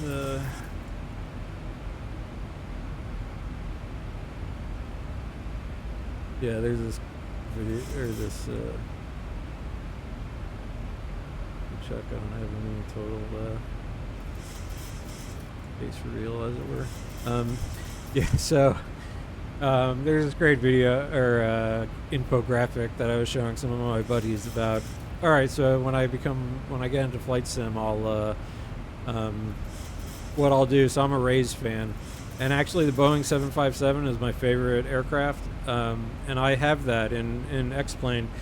I don't know if it's technically like like a very good one. I think it's decent, according to the majority of flight simmers. But I'm learning that aircraft too. I haven't floated on the stream yet because I really don't know everything. I don't know enough to feel comfortable quite yet there. But if this is true, then the Toronto Blue Jays are on their way on Air Canada Airbus A320. This is old noun from Reddit, so it's hard to say exactly. But I'll go with this because these are all aircraft that I can get in the sim. Besides the MD-80, but like hell, I'm going to be. Although actually they just retired this. I looked it up. I don't think the Red Wings.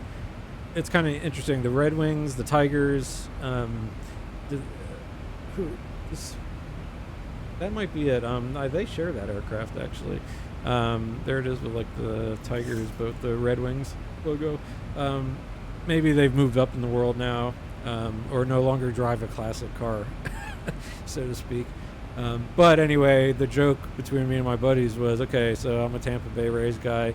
I'll learn to fly the 757, and before every road game, that would be my trigger to remember to practice flight sim.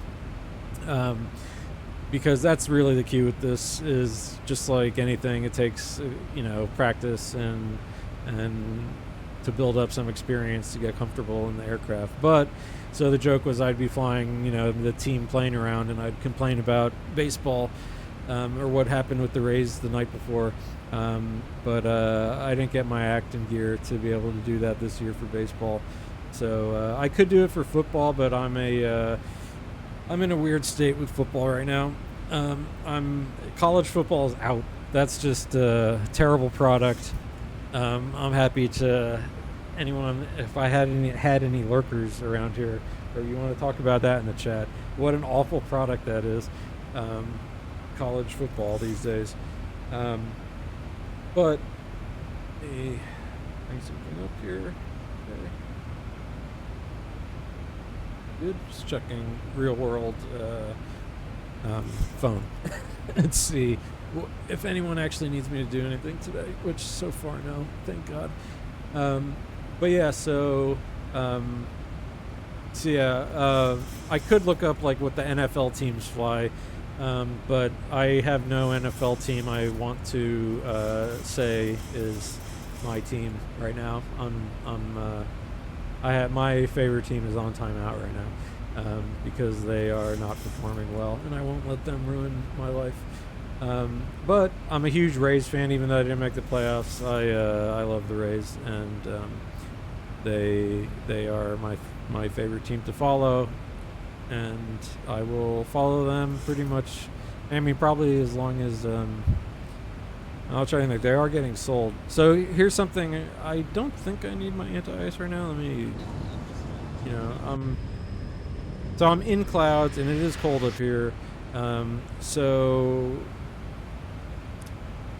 I think we do use our anti-ice if we're going through clouds. It's negative 21 degrees. It's cold up here.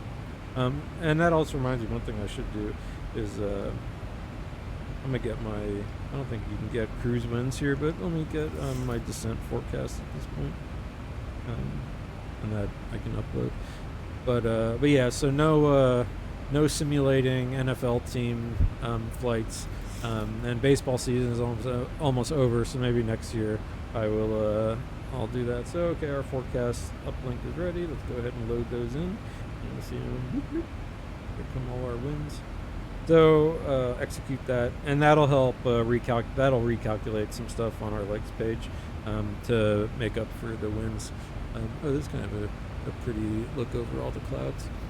So yeah, so I missed that, but what I'll at least do is, like I said, we can pretend we're maybe someone back here. Here we are in the empty plane going to Seattle. And do we have a first class? No, not this setup.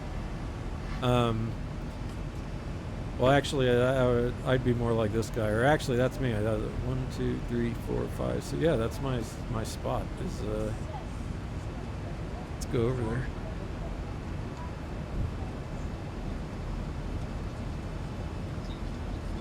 You and I actually look very similar in some ways, very different in others. But yeah, this is the seat to be at. 6 is bad because you get this, but yes, 7C I think it is. I always go for.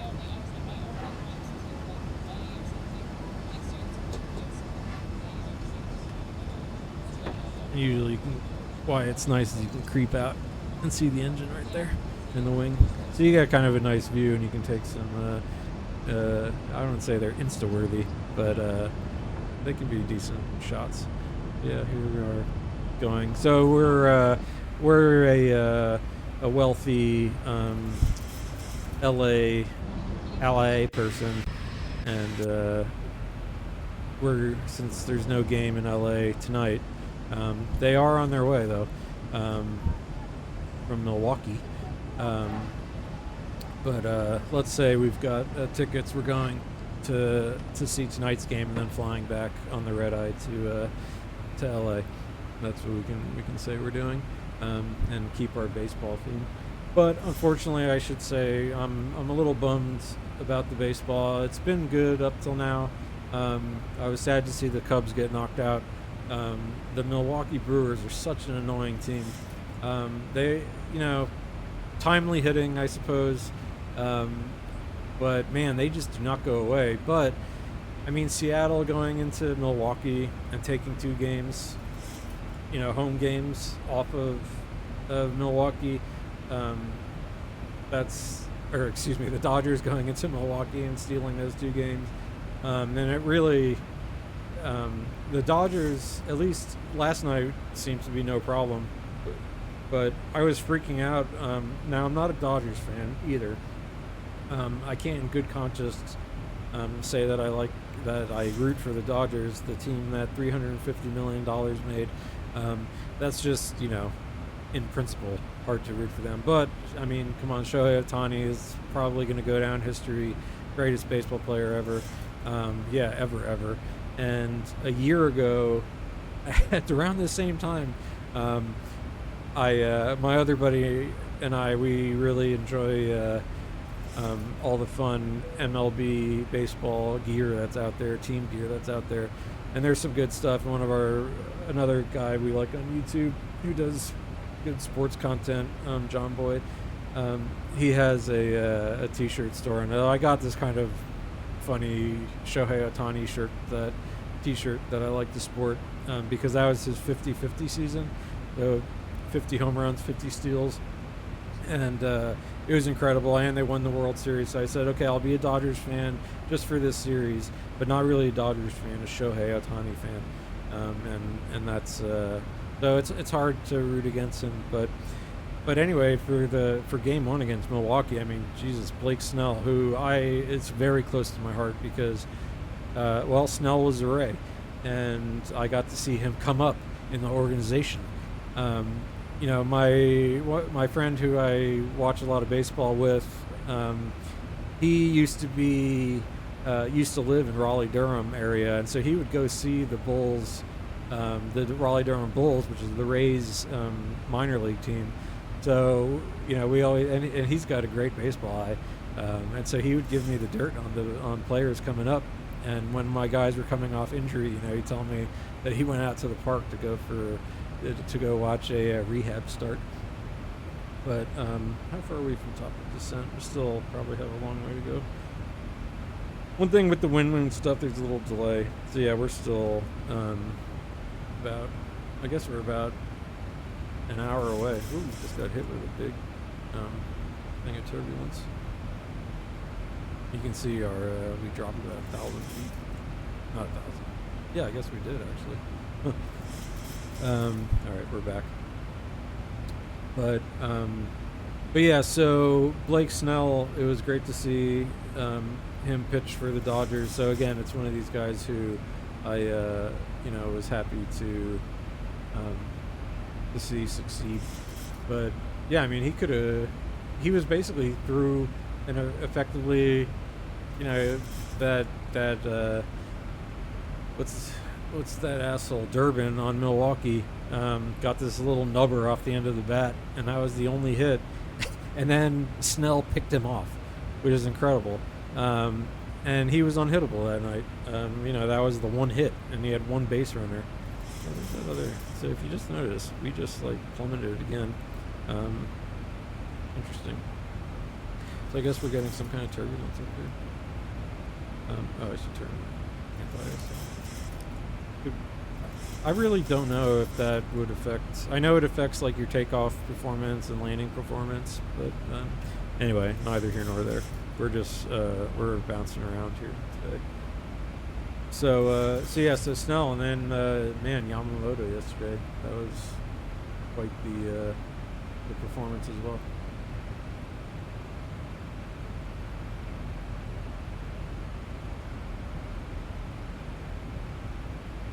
But yeah, so Toronto, but as they say in the postseason of baseball, it's not a series until the home team loses, and we've got both home teams lost both games at home.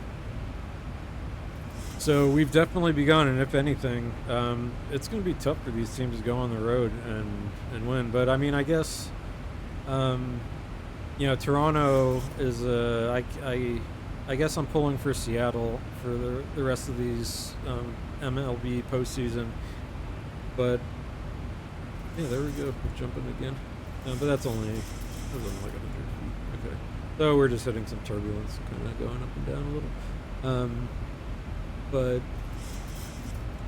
But yeah, I mean, the ALCS and NLCS could be over before we even know it. I mean, if the Dodgers or if Seattle wins tonight at home, and that's not a friendly stadium. I mean, it's a friendly stadium to go to. I would say, like I said, one of my bucket list stadiums.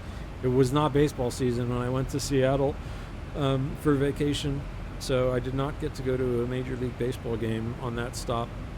Luckily, my wife is baseball enough fan enough of baseball.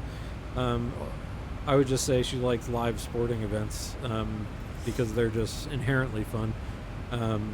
So when we go on vacations, we'll often do I got another. Maybe I'm getting hit by some kind of downdraft or something. I'll have to ask one of my my German bros to check out this part, and see why I'm kind of darting up and down so much here. If that's a Zebo mod thing, if that's a me thing, yeah, I don't know what's going on there. So yeah, so I didn't get to go, but anyway, what I was saying is, Toronto,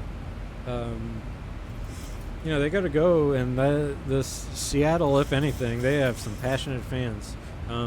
That's a cool thing about living in Seattle. I would think is one of the big draws. If I was in Seattle, I would go to all their stuff. Maybe not Seahawks games. Again, NFL is a big question mark for me these days. I love I love the sport of football, American football, for any of my European friends watching. But it's it's a terrible, immoral institution, and a brutal blood sport, and really there's question marks all around it. And my favorite team is just so disappointing, but I still enjoy the game. But also NFL, the product is just better. Certain sports are better live. Basketball, so much better live for me. I mean, I love live basketball, but you cannot get me to sit through an NBA game. That could be a function of the NBA also, but we don't have to get into that. But NHL hockey, I love both on TV and, but hockey is a blast live. You really get a great sense of the game that way, because you get to see the whole ice, you get to see the plays develop, line changes. It's really great live. Baseball, I guess this is up to you. I mean, I love it on TV because it's 2.5 hours now for me to just relax and quote unquote relax. I say very mean things to perfectly nice gentlemen, but they're out there and making a lot of money, so I can call them bums if I want to. I don't actually think they are. I always want to, when I meet sports personalities, I've met a couple in my time, they're all nice guys. I think even if I met Tom Brady, one of my biggest enemies my entire life, a guy who I've probably drawn pentagrams in the ground and lit on fire against Tom Brady. I mean, I actually know when the Patriots lost against the Giants in their quote unquote undefeated season, but they got beat in the Super Bowl.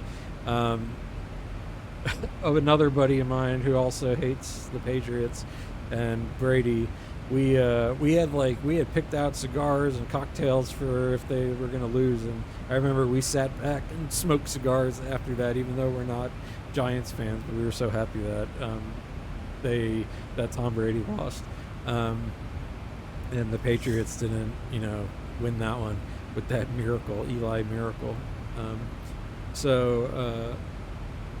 But yeah, so baseball is also great live, and so next time I'm in Seattle, I definitely want to go catch a baseball game there, and I want to catch actually a MLS soccer game there, football, just regular football game there, because they have the Seattle fans, maybe the Portland ones too. I'm getting them mixed up.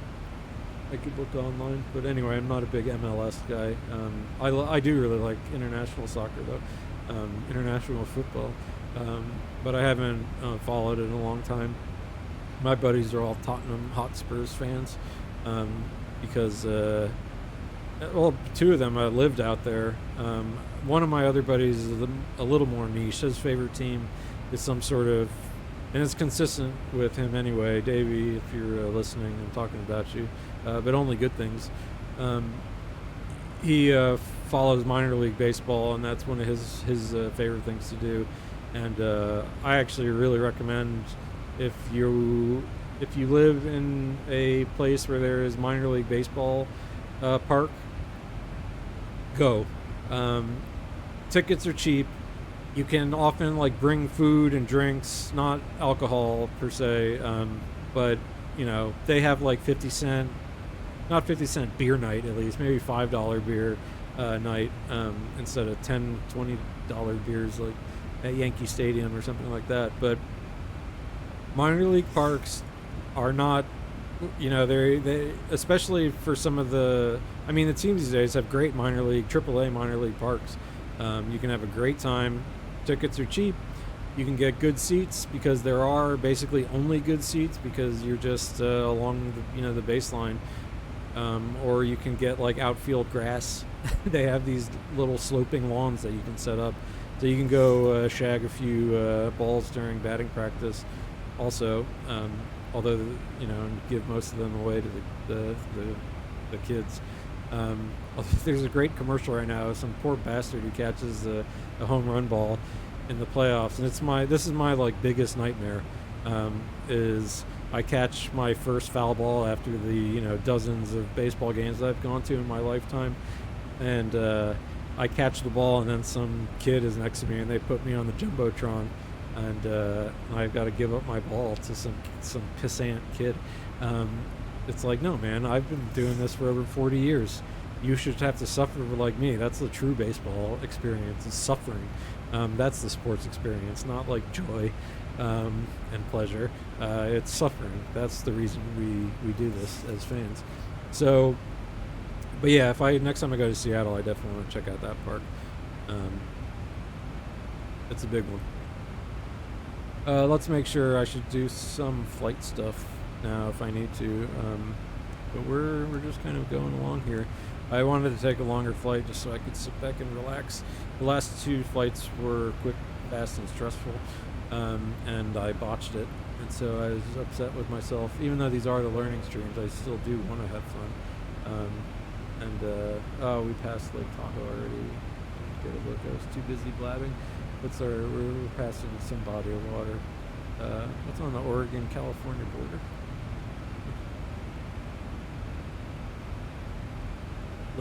Lakeview, Lake County. Not to be confused with the many other lake counties, notably in Florida.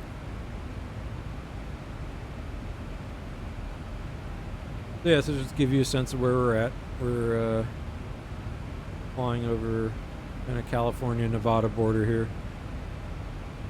I haven't done much in Nevada. Now, Four Corners region is awesome. So Utah, Arizona, Colorado, New Mexico. Man, this is magic land out here. I'm telling you that as a very as a total non-superstitious guy. So I don't mean it in that way per se, but man, is it nice out here. The American Southwest is beautiful, and I'm actually pretty excited. I'm going out to, where are you, Tucson? You're down here somewhere. Where am I? Arizona. Tucson, somewhere around here. Anyway, I'll be going out to Tucson soon to visit some family, and actually some really great spotting opportunities there. I'm gonna hope to take, and I can share them on the screen. I'm gonna hope to take some nice pictures of the airplane graveyard that's out there, or the boneyard. It's awesome. Unfortunately, I actually did get kind of close to it because I have military family, and so we went to go to an event on base, and I was able to get pretty close to the boneyard. They don't, unfortunately, let civvies or even anybody in anymore, even though it used to be open before the pandemic. I think it closed and they just never reopened, and that's a bummer because it's pretty damn cool. But they have the smaller boneyards that you can visit too that are just a little more touristy, but yeah, so this is a cool part of the country. Vast, beautiful mountains, and it's kind of nuts. You can be at over 100 degrees and dry in Utah. Moab, Utah is the spot that everyone likes. Where are you, Moab? You're somewhere around here. Where there's kind of really cool sport, not sporting events. What do I want to say? for people who like to bike ride and hike and do X Games kind of stuff. They do now. I think they built an airport out there because they do those the Red Bull flights through there. But I actually stayed when I went out to Utah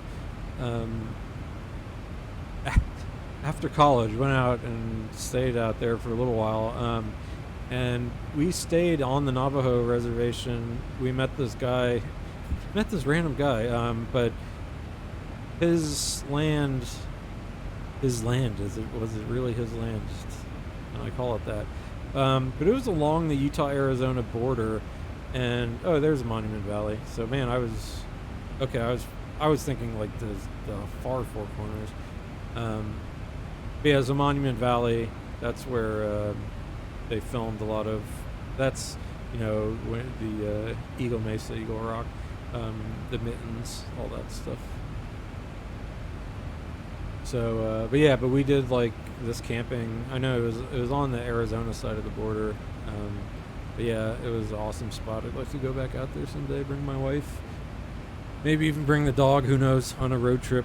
I think the next trip I do out west, not family one. This one is just, I'm going to see new human beings come into the world, so I'm going to go look at it and pretend to be impressed. But there's another newish human being there who might actually be more interesting now. You tell I'm not a big kid guy. No, I love my nieces and nephews, but I get to meet a new one. So, but yeah, okay, almost out of California.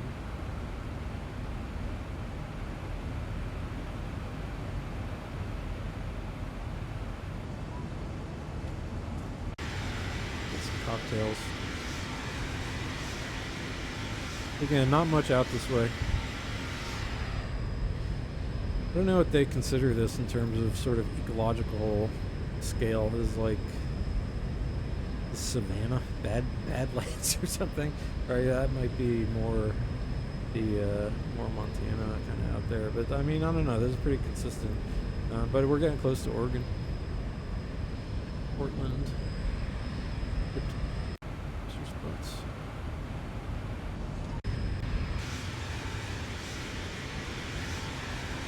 Yeah, I do like this kind of stuff in X-Plane, use the cloud. There we are. Boeing 737-800. So the reason I kind of like this one in the sim is because it's still a conventional aircraft. I also have a whole Airbus set up too that I'll run back at some point on the stream. Right now I'm getting used to the Zero mod. I'm going to download the TOLUS, I think, sooner than later. Which is the Airbus stuff. But at least this is a conventional aircraft still, so you kind of have to trim and take care of it a little more. Even though on the, my yoke, the TCA yoke, is not force feedback, so I can't really judge the trim that well, but good enough for this. All right, top of descent, still far away, so we're good. We can, if I was doing real stuff, I'd be checking kind of some fuel values and make sure we're good against our operational flight plan. But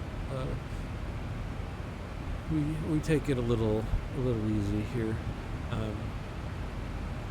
But yeah, vast American landscape. But yeah, so the 737, I know I had flown on them a bunch and kind of liked them, and so this was one of the first planes that at least one of the first airliners that I started messing around with, and so it's the one I at least feel most comfortable with right now. I really like the wing PAP 3, the MCP panel, and you can use these. What do you call it? The MCP or whatever it's called in the Airbus, not MCP, the FMC, and whatever they call it in the Airbus. Off the top of my head, I can't remember what it's called. But But anyway, their flight computer. Windwing makes one for each, but you can go on MobiFlight. They have profiles for all this. I'm using just what's nice too. The Zebo mod works right out of the box with in X-Plane with the panels, so you don't even have to do any extra plug-in stuff. As far as I know, it just worked out of the box, so that was really good. But when stuff doesn't work out of the box with Flight Sim, which is often, for better or for worse. And I say that for better or for worse just because, oddly enough, like a part of the hobby is, I feel like troubleshooting is actually a part of the hobby. Because to run these sims, so I have X-Plane, it runs fairly well on my machine. I've got a, what the hell do I have?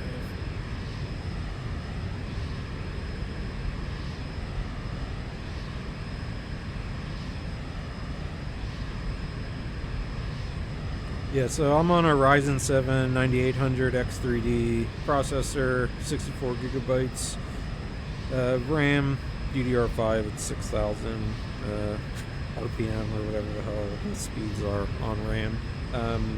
And I ended up going with, I didn't want to spend a ton on like a 5090 and all that. I don't need that much. I'm also just for now on 2K.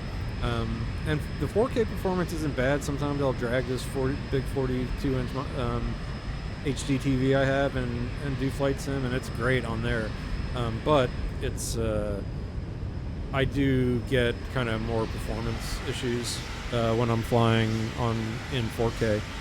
But yeah, so I have the Radeon RX 9070 XT, the 16 gigabyte VRAM one, and that's been really good for Flight Sim. I mean, I'm not getting I get pretty stable FPS. I lock my FPS at half refresh rate, VSync, and with frame gen, I get a pretty nice experience. You know, I get some like Ripley,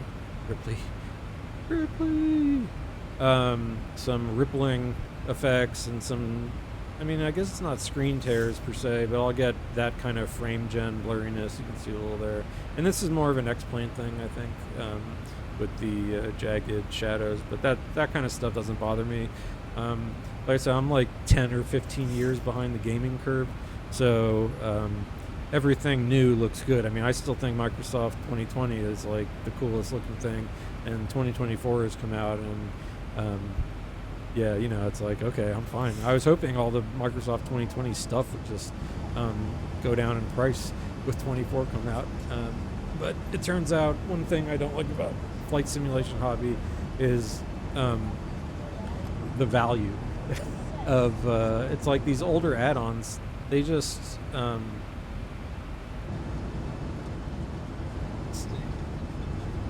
yeah, these older add-ons. They like when I bought the Flight Factor 757 for X-Plane, and I like it. Again, I don't, you know, it kind of feels alive, and I love the 757. I know it's supposedly kind of not the best in terms of system depth, you know, but again, I'm an A to B kind of flyer. I'm not trying to do failures and stuff like that, but yeah, but it was like, you know, that add-on is pretty old, and from what I gather from the you know, the Flight Sim Bros, as I call them, who are on Discord, various places, or on Twitch or YouTube, you know, they have long memories, and so they know, like, back from the P3D days, which is like the simulator that was before Microsoft 2020, when there was a big gap.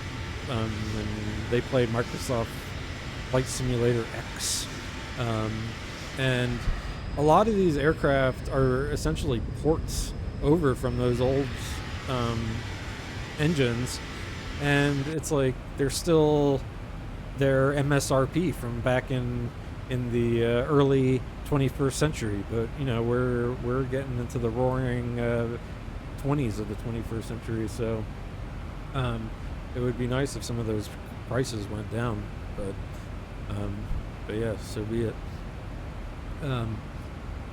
But yeah, but what I was saying too, one of the things, like I was joking, like troubleshooting is part of the hobby, and so one thing that's kind of fun. I mean, I love building computers and doing computer stuff.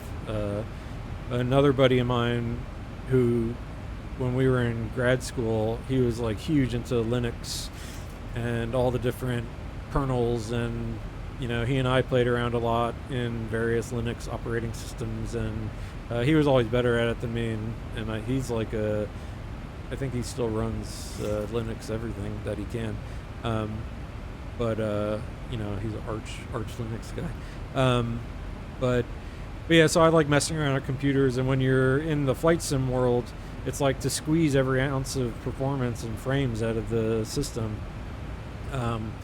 You've got to fine tune your computer itself. So so one of the kind of draws of the hobby too is messing around on your computer and trying to overclock it and undervolt it and do all that fun stuff. That is scary for the average consumer, but if you've grown up around computers, and actually computers are so much easier now to build and play with than they used to be. Yeah, back in the day when you would overclock, it was like hardware manipulations you'd make. Some people still do that now, which is cool as hell.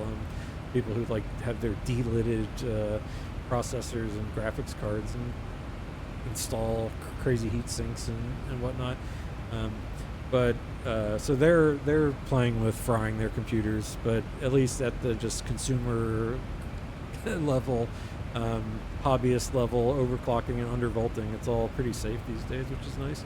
Where, I mean, you could fry your computer really good back in the days that they didn't have these protections, and you were definitely, now they come built in auto overclocking rules. Didn't have that back then. But yeah, so kind of another fun thing of the hobby is just messing around with, like I said, it's kind of like a very gear-centric hobby, and it's part of why I like it. I feel like I'm flying the Millennium Falcon or something here when I learn all these buttons and switches. And yeah, so I just like this kind of stuff anyway. So yeah, it scratches a lot of the nerdy itches that one may have in their life.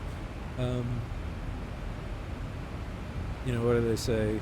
The meme, you get boys have boys / men. Do we ever? I don't know. You pick what is it? You pick dinosaurs, trains, planes, or cars, watches. I don't know. And that's you're gonna just like them for your entire life. So aviation was one that was kind of in the background in my life a lot, and I used to do plane spotting when I was younger, because we lived by a regional but international airport that had really cool stuff go on there, and they do flight shows there, and there was just like lots of VFR traffic around where I grew up, and you could go to that little airport, and it was, at this point in time, that one you could just like essentially drive up onto the runway if you wanted. But yeah, you could watch planes land and take off, mostly VFR traffic, like I said. But I'd also go to the big international airport in Miami International. I grew up down in South Florida. And again, there were like great places to go spot when I was younger, when I was a kid. So I always liked it, and then once I got older and started traveling more, that's when this was the view that got me into aircraft the most, I think. It was like, what's that sound? Why did that happen? What would happen there? And so I think kind of combining my love of travel, which is kind of a lame I guess not everyone loves to travel, but it's, I'm not going to say traveling is a hobby or anything, but I do like actually this part of travel, let's put it that way. like I said, I could kind of stare out this window all day, and that's why I like this sim. It's my speed in some kind of ways, where lots of downtime, and then it gets fast and hectic, and that's it's about how I lead my life, I suppose, with work and play and everything. Do all the bad stuff all at once, and the stressful stuff all at once, so you can be relaxed the rest of the time. So, yeah, so we're starting to make. This is actually the first. This Lima Kilo Victor was the first bit on our arrival, as I recall. Why don't we take a look? We can do some descent planning here. Yeah, that lake view. So we're getting there.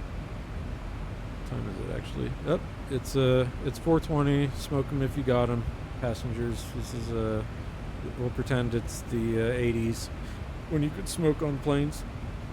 But at some point, my real life is coming back in about an hour or so. When are we landing here? So, according to this, we will be there at 2100 hours 12. Ooh, that's going to be close. I might have to make some alternate arrangements for my loved ones, but I'll deal with that because I might be landing right when I'm going to be summoned to be a family man. But for as long as I can, I will just be a boys with toys here and play flight sim.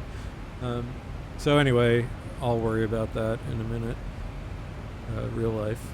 But here we are. We're over this. We just passed Lakeview.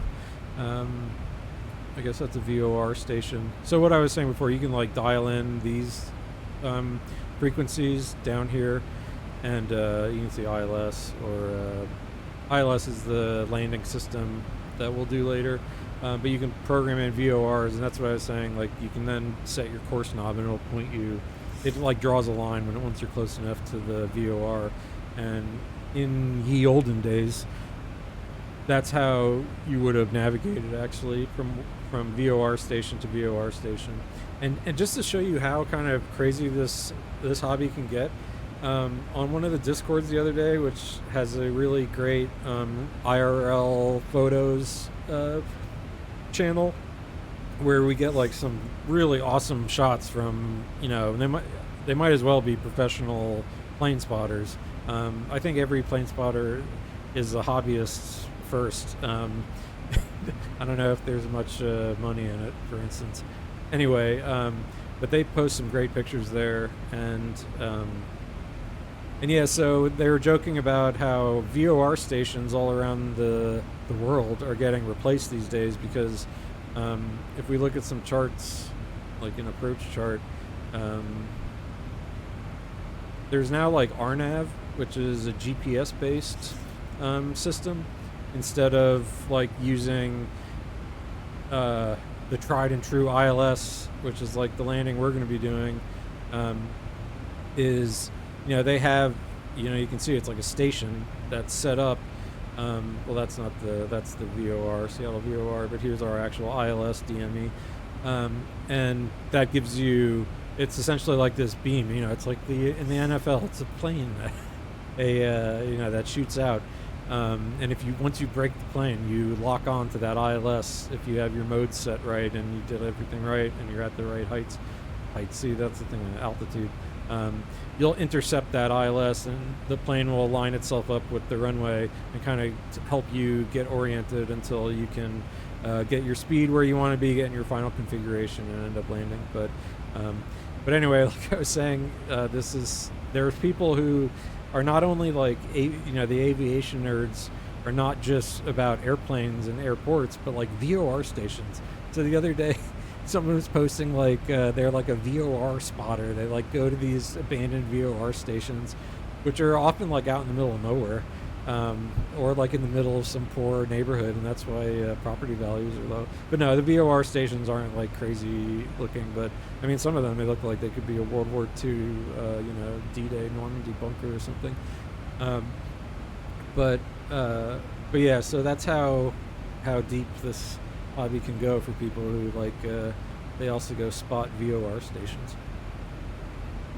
But yeah, so we're on this leg. This part of the chart isn't to scale, so it's not showing our little like GPS guy on there. But we're kind of heading in our first. We're doing okay for now.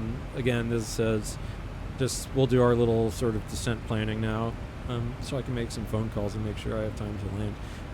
But we want to stay above flight level 240, stay above flight level 220 here. Before we hit Hawks, we want to be above 12,000 feet. So flight level, again, is anything in the U.S. above 18,000 feet. And then we'll pull up the local QNH once we get a little closer to Seattle area. And that's what we'll then base our altitudes on. But you can see you kind of have to fly through these gates, as it were. So you need to be higher than 12,000 here at the one we're doing is sort of this Sonder, so we'll be kind of breaking off to go to foot. We want to be between 10 and 12,000, above 9,000 at goals, so foot goals, and then sounder. Key West, that's a weird one to have out here. Brave. So here's the home of Starbucks, so they name their waypoints after coffees. So there's a Breve.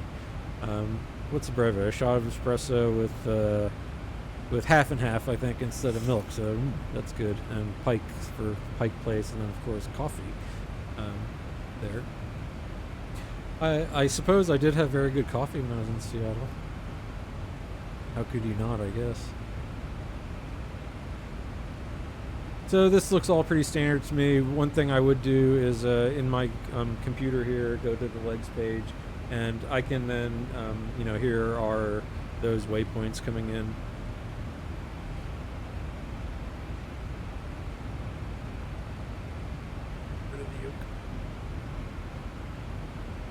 And I can check, and you see these restrictions. So flight level 420. Flight level 240. You can see the restrictions in here, flight level, and the A is for above. And I can kind of go through my flight plan here and make sure everything is looking good. Some stuff I could do, I might as well just do our descent planning now. Because let's see where we are. If we're like, yeah, so sometimes when I'd get closer to the top of descent, I would do some of this planning, but like I said, let's we can get some of it out of the way right now. So what we'll do to plan for the descent is, again, we sort of just reviewed that our approach, and so that's kind of one phase of it to get a sense of what's happening there. We would look at the weather in Seattle, so I'll go Seattle weather, and here's the METAR information, which tells us about the winds. So we're going to have, we know we're going to be landing runway 34, and current winds are, I wonder if the runways have changed. That would give us,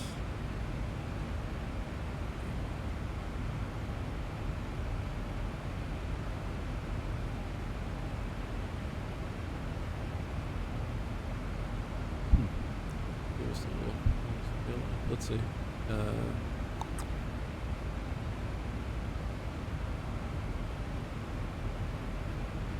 Alright, we're still arriving. 3 more left.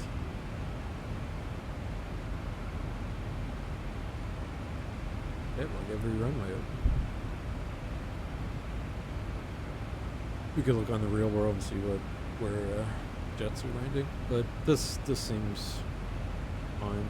Although I guess, I mean, I wouldn't be getting tailwind per se, just a little bit of kind of, it's 290, so just a little bit from the left. That's fine. But anyway, the weather, we're going to have some clouds, 25,000, 15,000, that's okay. And yeah, you can eventually learn to decode this stuff. So it's the airport. This is the time, Zulu time, world time. This tells us the wind 290 at 5 knots. We have the visibility 10 square miles, and that's on the scattered at 15,000, broken clouds at 25,000, temperatures, and then the local QNH 3010. And so I'll go ahead and actually plug that in now, just to do some of the setup. So here's where the barometric pressure you set, and so and like I said, I'm really excited because soon this screen here will come out more to the left, because Windwing finally released their EFIS panel, and I have that on order, and that is on the way. So that should actually get here probably in a week or two, I'm hoping, and that I'm excited for because I hate having to manipulate this panel, first of all, in the sim. See there, you accidentally press stuff all the time, and again, having stuff out in the real world here in front of me is very nice. And the other thing too, when the 757 is what I'm learning right now, and a really high fidelity model of it is coming out. So I'm looking in Microsoft, and that's probably what'll get me back into Microsoft. But the 757 has the EFIS control panel is like in this kind of, I mean, if you're in real life, it's down here, but in the sim, that makes it really hard you have to kind of have this really funky look in the 757 where you're like sideways, to have to look on your PFD or on the map display and manipulate the EFIS controls, the distances and the map modes and stuff down here. And so it makes it tough. They almost need to just sort of give you an easier touchscreen thing. But once I have this panel, then I'm sure, I know I can set up a Mobi flight profile for it too. But anyway, I can go ahead and set up the local QNH so that once we go below 18,000 feet, or flight level 180, we will be able to click this button and go right into the local QNH. So you can see down here, that's our local QNH is set, 3010. I can also review our actual approach. It's a nice day there. I think when I looked on the charts earlier, there's a kind of a cool visual approach, but I don't know if I should take the risk of a visual approach. I don't want to balk a landing. And again, I've put only bad landings on film, and this one I'm just gonna try and get into my relaxed Seattle mode, relaxed, and get a nice landing today. At least the last two were bad because it wasn't nearly a bad landing. It was that I had a mistake in a fat finger mistake. My finger slipped and I pushed the toga button. So in any case, what we're looking at here is that final approach, and this has stuff we want to dial in, so we can set our final runway course 344.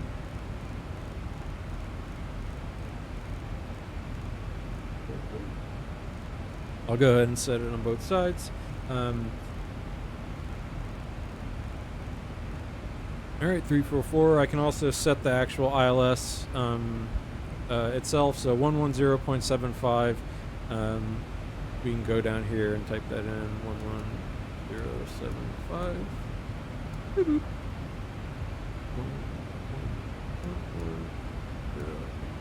11075.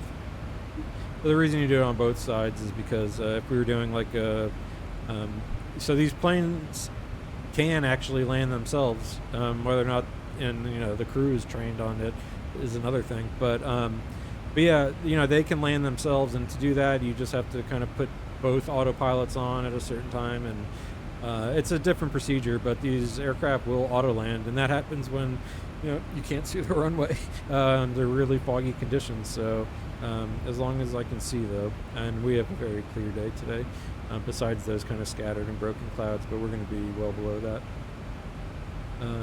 What mountain ranges are we?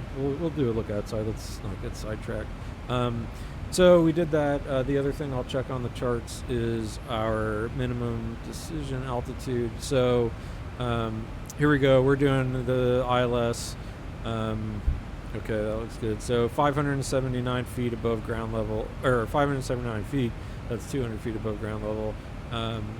And that's the point at which you have to decide whether you're stable enough to do. So that's going to be one of our one of the two things we have to set up is our barometer call out. So here it is, and I'll set that to 579. So I hate this nod. It's really slow in Microsoft and really fast in X-Plane. All right.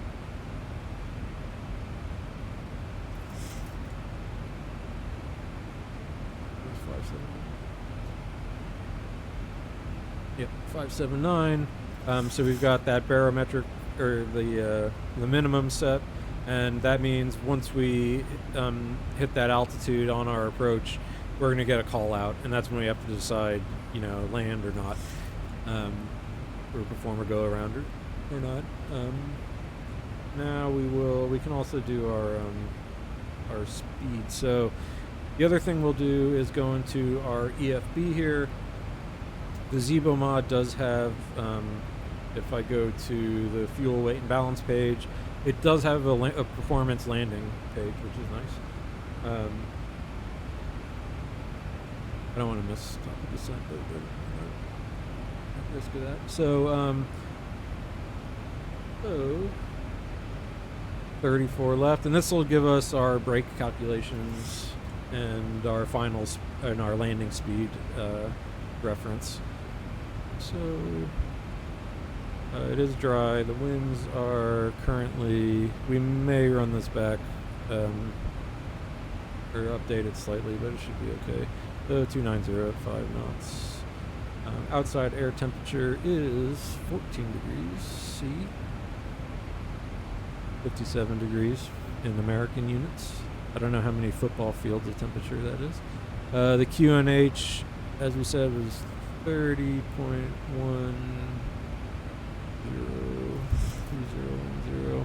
Got it.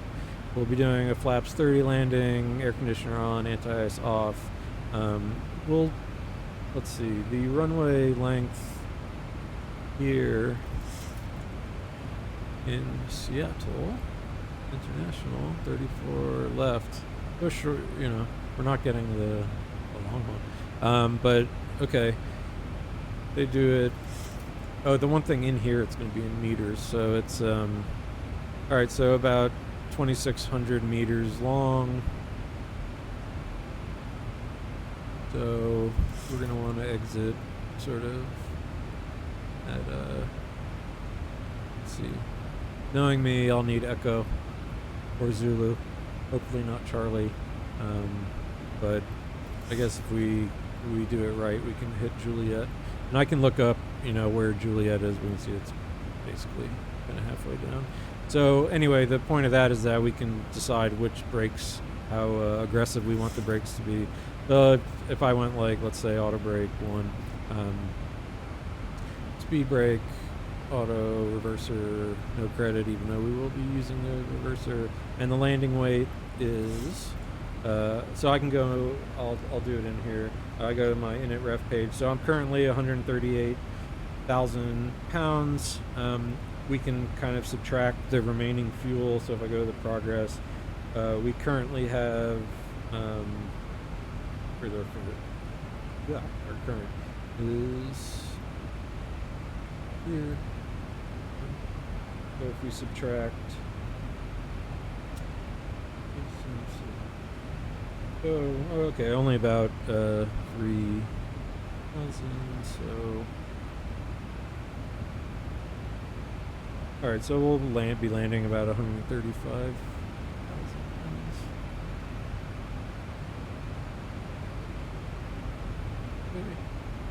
pounds. And now, yeah, then the arrow appears in the Zibo. So, okay, that would not do the trick for us. So let's go back. Go back. We'll be doing probably auto brake 3. I guess we are heavy. Oops. Calculate. Okay. So auto brake 3. And we'll just plan to exit Echo. Chart here we can see. We'll just plan nice, slow, we'll put it this way. We'll see if I make it into the touchdown zone. I've been floating and worse, bouncing the last 2 times. It was bad. Again, that was with Toga. But, we'll go Echo, and then probably here, let's see, we would probably just taxi Tango. And I'll have to look up where the United ramp is. But that's what our plan will be. Just exit Echo, and or we can just stay on Echo. I'll just stop short runway 16 semi.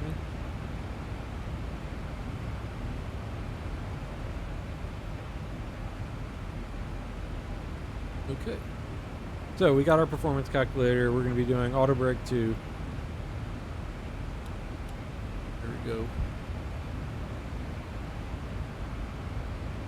Or did I set auto brake 3? Yeah, auto brake 3. That's why you check these things. So we set the auto brake, and it's telling us also that our VREF speed is going to be 148 plus 5. So 148 knots, and so you can see here all the computer calculates it to a certain extent. So, but I'll use the landing calculator here. So let's go. Partially because it's a slightly lower. What is it? They want 148. You know what? Screw it. I'm gonna go with what the flight computer wants. I'm gonna try and keep us a little slower because I just go. I've been going so fast.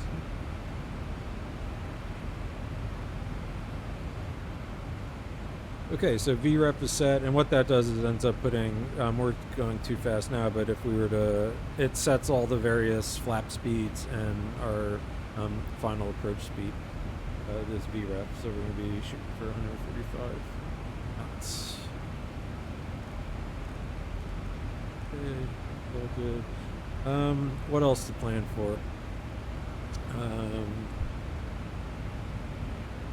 We can look at the charts to see if there's any terrain, but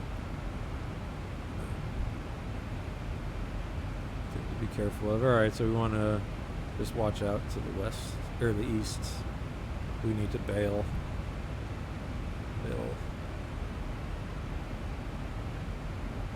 All right, so MSA 0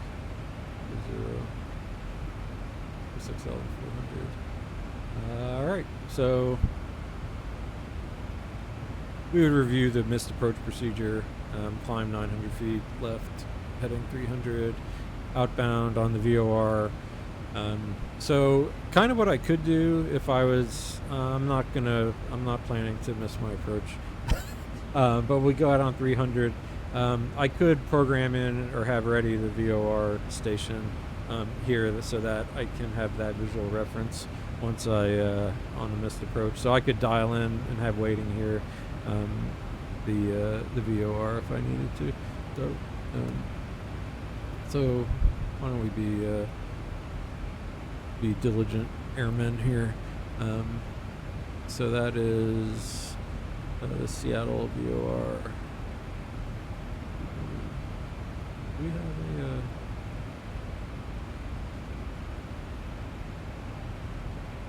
I'm gonna have to look that up. I actually don't know. Alternate approach, Payne Field. That's where Boeing. I'm pretty sure that's Boeing. Yeah, Payne is Boeing.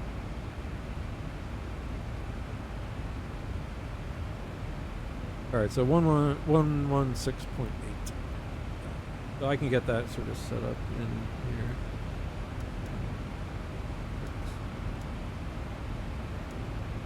And that would be, we could, kind of flip over to the VOR station, and that would give us a reference point.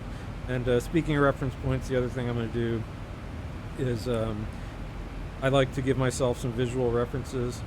And so what I will do is I grab the runway, so runway 34 left. I copy it into the scratch pad. I go to the fix page, You can see there's a little bit of lag between the mod and the wind wing thing. It's probably more a wind wing thing. Anyway, I like to put in a fix on the runway and give myself. So first, I like to run a center line out from the runway.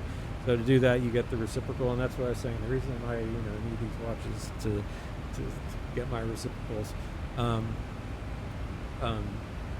But yeah, so with this fix information, you can draw all kinds of stuff onto your nav display, and that's really helpful to kind of for situational awareness. So 344 minus 1 is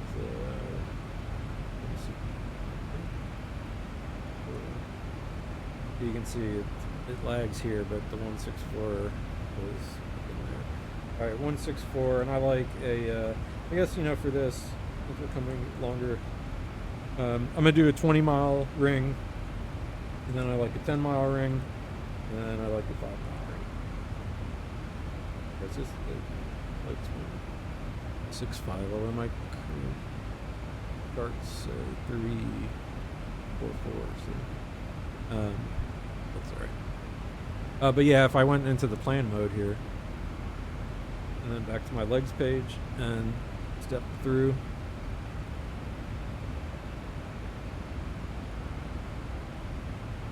There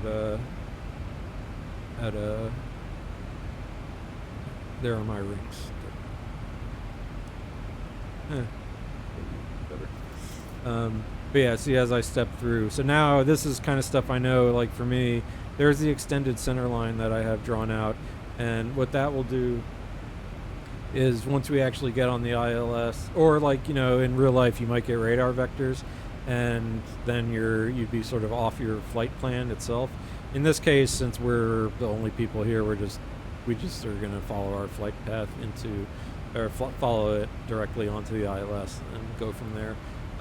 But it does help to have that center line for reference if you're on heading mode or something and aren't on your flight path, and that's when you can just get a visual sense of where the ILS beam is. So yeah, so that's that. Back to my map. Zoom out a little. All right, top of descent is coming up. Yeah, that felt like all of the kind of landing stuff for my landing.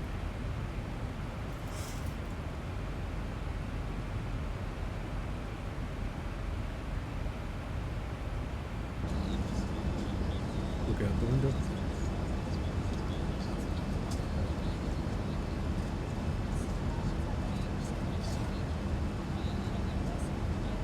Everyone's chatty on this flight. All dozen passengers.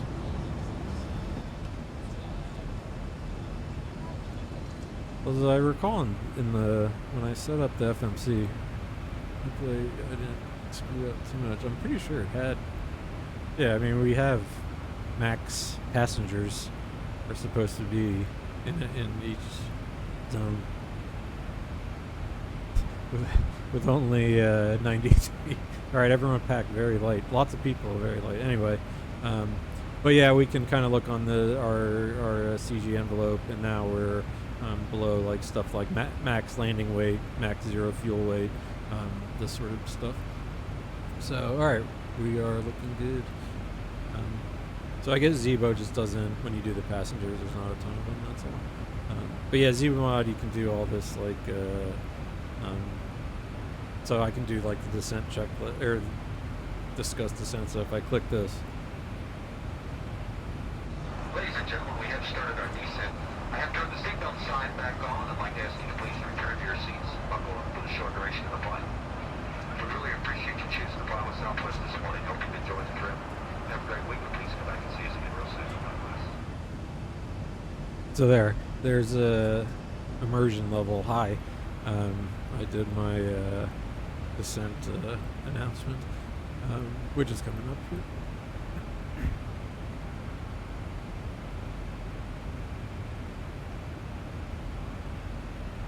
Yeah, and you can see the line, this green line here. It just is like I'm not sure if you can cut those off. It's like an infinite line that it draws out from that bearing 340. So we are there's my progress page, top of descent, 30 nautical miles. In these aircrafts, the Boeing is automatic, so we can actually dial in and just monitor our lowest point, or we can kind of keep these windows, go each one. But we know, we've got to be above 2200 or flight level 220. So that could be, or the 240, flight level 240. If we were being didn't trust our vertical navigation system, we could punch in the 240, go into like level change, and just make sure we stay on top of that. And then once we go, we would do that again. But the VNAV will actually respect those restrictions. So I can just end up setting this to, and the Zebo mod is pretty good actually about this. So we want to be Sonder at 6,000 at 230. This is where we want to slow down. So I'll get us set to, I'll go to that above 9,000 as our first one.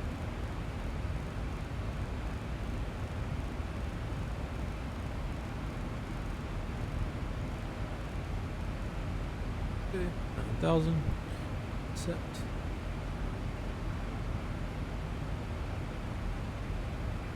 And yeah, I'll just monitor the chart as we go. All right, before the descent, I am going to grab a quick drink and be right back.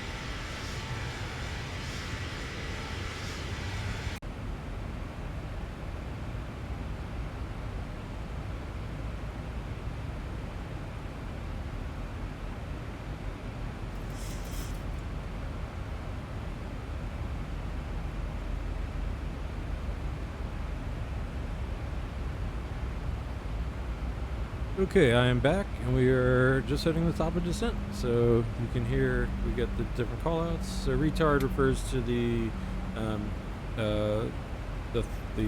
throttles being pulled back. Still LNAV, VNAV path, and yeah, we're on our way now.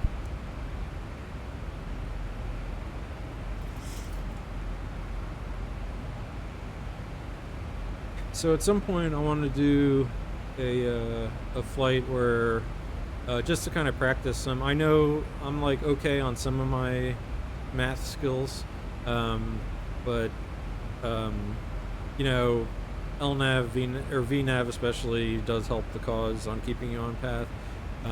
But I want to do some stuff with just doing a flight with like only level change mode and vertical speed mode, so that I have to be a little more aware of my miles between waypoints and make sure that, you know, I'm actually able to fly the aircraft myself if needed, so to speak.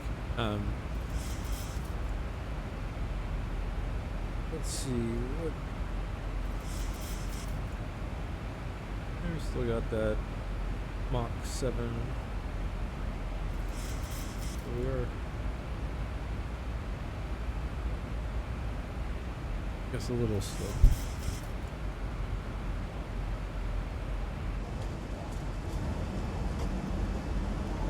Pretty.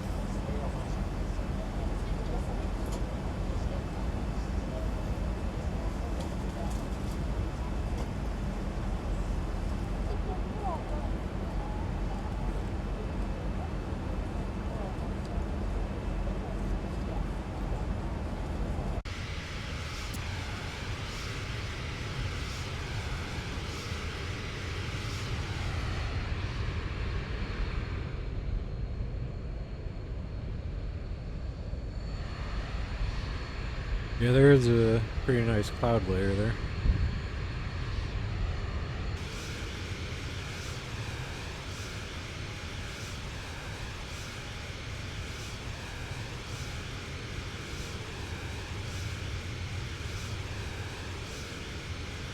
Volcano.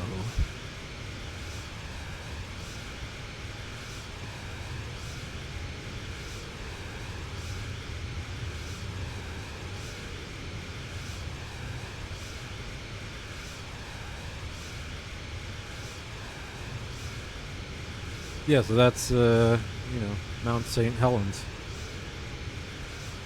Another thing I like about Flight Sim, even though I was flying over pretty boring Midwest stuff, I do like to fly in all kinds of places, especially across Europe, and so the scenery can be really good. That's Mount St. Helens. It's nice right there, and yeah, you get nice views.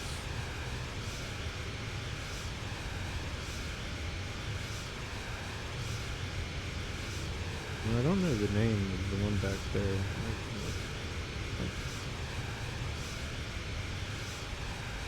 Mount Adams.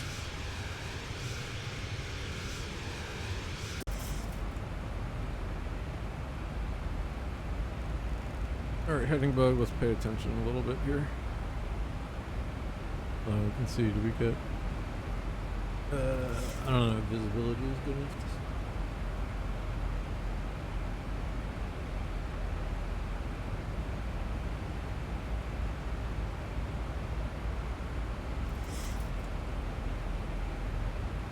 But we will be, I guess we will be passing Mount Rainier.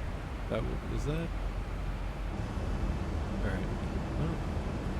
Oh, that's probably, yeah. Alright, so there's Mount Rainier.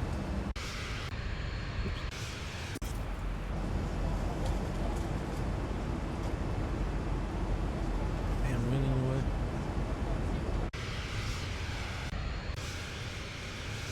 Yeah, there we go.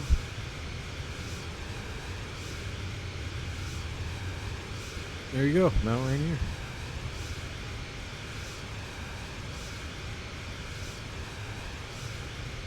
Big boom. Beautiful. And coming into, yeah, I guess this is what Seattle looks like. Okay, as usual on the Zebo. Alright, let's concentrate. Drag required. So I'm going to dump out the speed brake. If you ever, you know, sitting in the plane and see these things come up from your window, that's the speed brake, basically trying to slow down. The Zebo mod, you know, a lot of this is me screwing things up, but the Zebo mod is sort of slippery, so I often you need to use the speed brakes.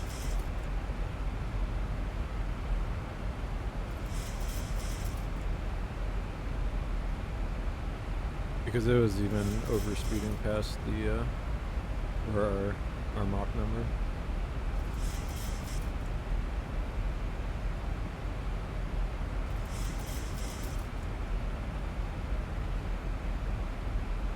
Yeah, I still got like full speed brake out, and we're just struggling.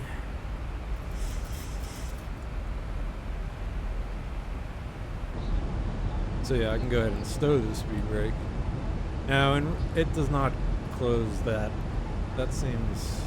I don't think they close that fast on this aircraft.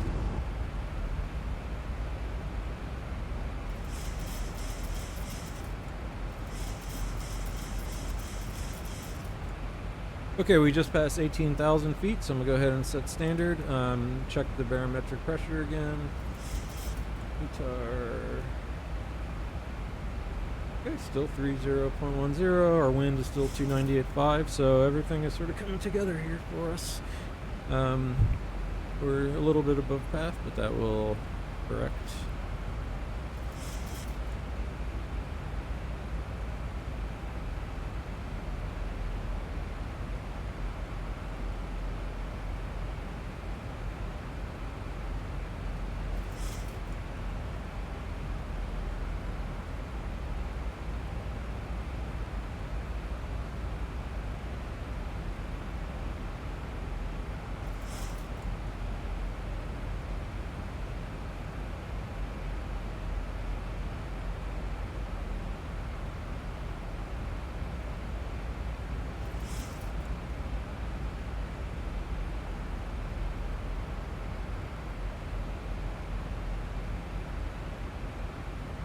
Alright, so we never did. I'm gonna have to keep a note for myself. I never, since I like ran away right when we were doing a descent checklist, but we're good.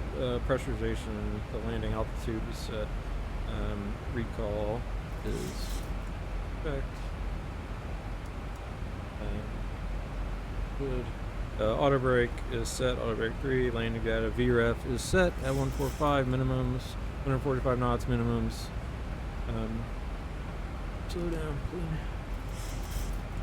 And we did an approach briefing.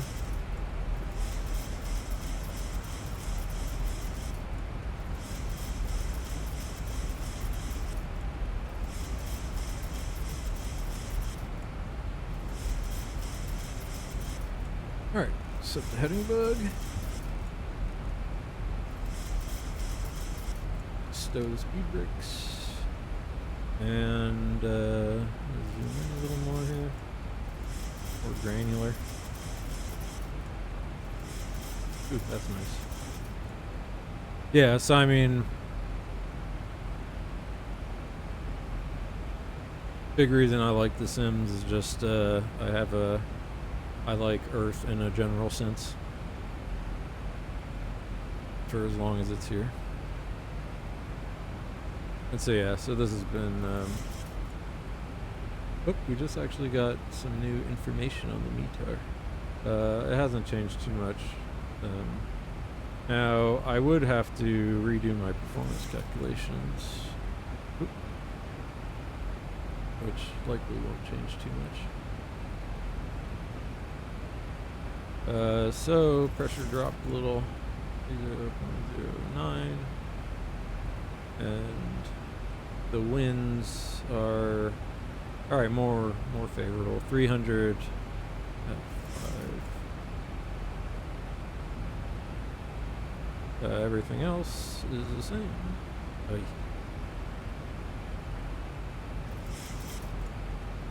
Okay, 148. We had and I mean we took this anyway. 145.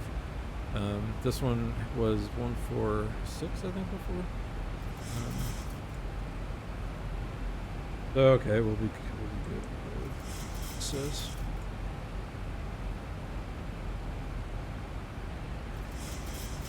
Oh, well, that's one thing I actually should check. I don't know how it likes to calculate the wind, or the wind correction plus.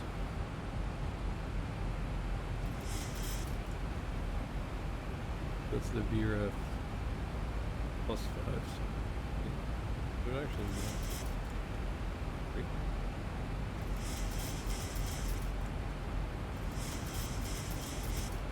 That could be very wrong. But I'll have to look that up.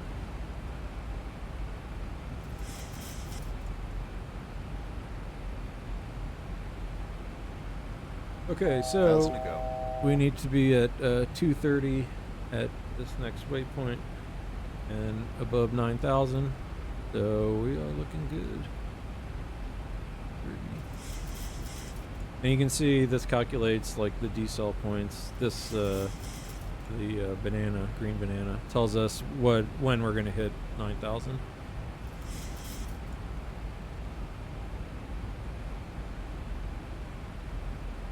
And MC speed. Okay, 30. So we're going a little bit quick, but I'm gonna get us now down to the 6,000 feet. Our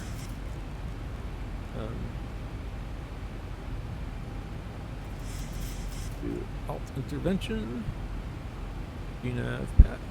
FMC speed, LNAV, VNAV path. Alright, we're continuing our descent. And then you can see here's a Puget Sound up there. Ooh, nice pretty skies. Yeah, Seattle is a cool town. I like it. And when my wife and I were there, we did one of the it was the last day of whale watching for the season, so it was like, oh, okay. Let me make sure we're all good here. All right, we get some ILS indicators coming in. I should really be focusing here. But okay, 3,000. We're gonna want to go down to 240.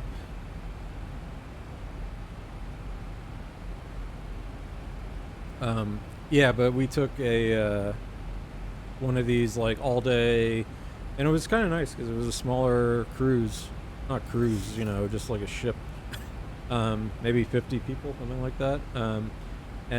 But it was like a whale watching thing, and you also went up. I forget the island, what it was called, Port Jose or something like that. But yeah, so we went out on there and we actually saw humpback whales on the last day of whale season. For whale season for sighting, I should say. Not for hunting. 1,000 to go. Alright, I'm gonna kind of keep going down. I'm just gonna set that final approach fix. Our first approach fix is 2400. 2400. Oh. Lights. That must be the clouds cover lighting, kind of. Maybe my anti-aliasing is not what it needs to be. Okay, so we are 230 at 6,000. Boom, bang on, right where we need to be. FMC speed. And we can see here the localizer deviations coming in. So this is the vertical deviation, and here's the horizontal deviation. I can go ahead and just I'm gonna go ahead and since we're, you know, close enough as it were, I'm gonna go ahead and arm approach. You see VOR lock, and we have VOR lock. The ILS. So this is sort of the lateral portion, if you want to think about it that way. As you see, I mean, we're following the flight path anyway, but you're going to see it now. If we were just going straight heading, it wouldn't matter anymore at this point. You can see LNAV has turned off because now we captured, okay, empty. So if the speed window open, I'm going to start slowing this down here. Here comes our 10 mile. That's when I'll usually start doing some of this stuff. So I'm going to go to flaps 1 here and start slowing this down at my heading. To the airport, or runway heading. Missed approach was like 900 feet. Which, what is it? 3,000. So, approach.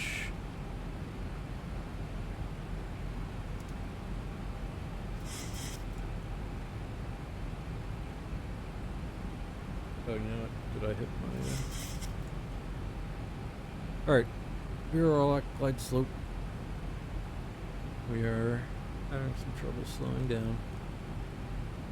So, one thing I'm going to do is, I found that for the Zevo mod, it's like dumping the gear seems to be what actually makes this thing start slowing down.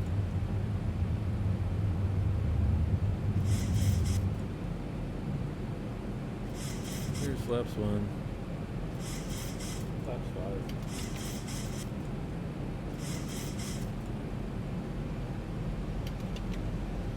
And keep coming down. Flaps 5 speed.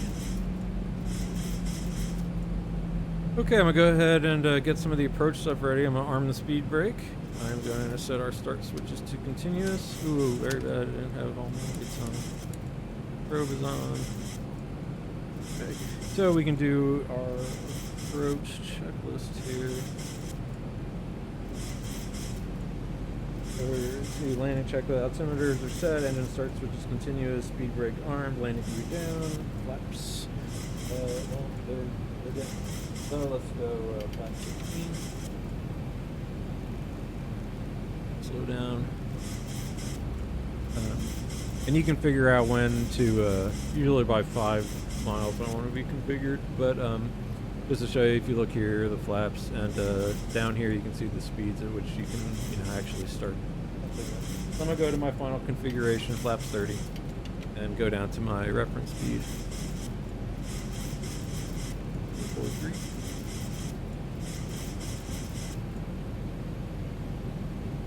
And now I'm just going to concentrate.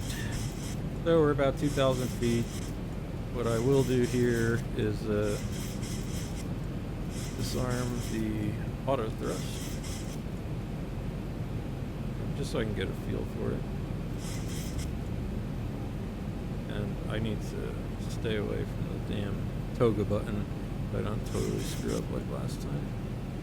This is all about pitch and power settings here. A little underspeed, so it seems to be about 63, 64%, N1. And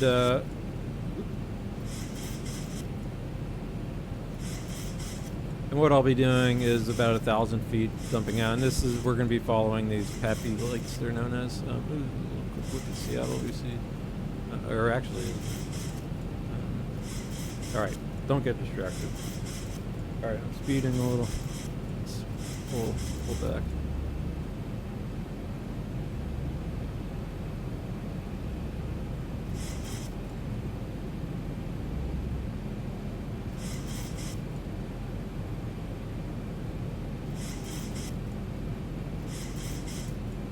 Okay, so we are on path. Just a little wind coming from the left.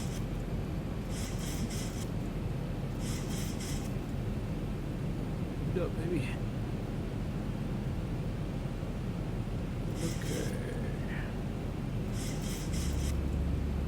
Alright, 1,000 feet. Get rid of the autopilot.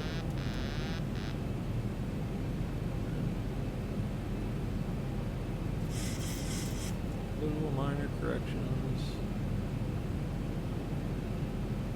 Speed is good. A little draft there. Trim a little high. Okay. Approaching minimums.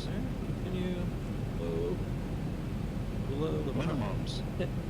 Continue. Alright. Ooh, that runway is crazy. 100. Alright. 50. 40. 30. Alright, 20, start my flare. 10.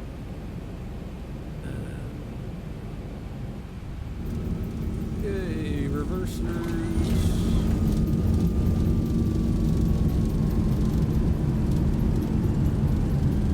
Does it really look like this?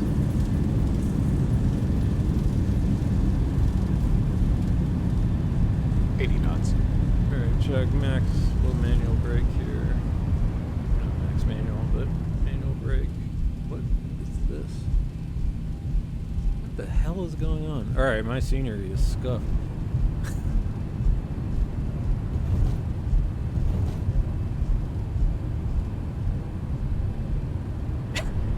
this is wild. Will I even get up this hill?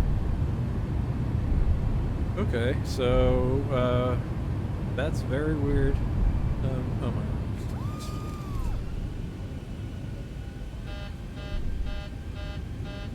Yeah, I need that to get up the hill. Alright, well this is, what the hell? Alright, so my scenery is obviously completely jacked up here.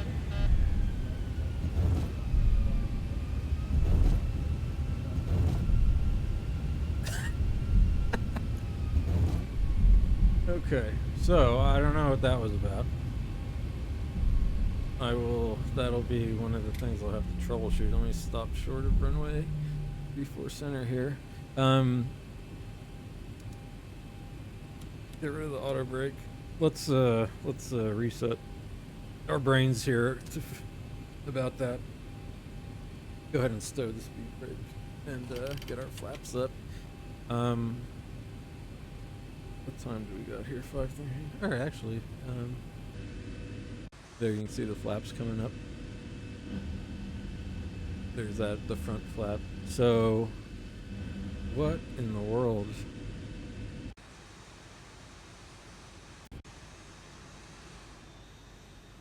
So, let's see. So, yeah, the funds of simming. Don't think this is how they would build a runway. That was really strange. So, like I said, I must have some kind of scenery mismatch, but, ooh. But what a nice view over Puget Sound. Even though we had to go uphill. But yeah, I mean, absolutely beautiful in Seattle. When you're walking along the bay, the sound, yeah, lovely.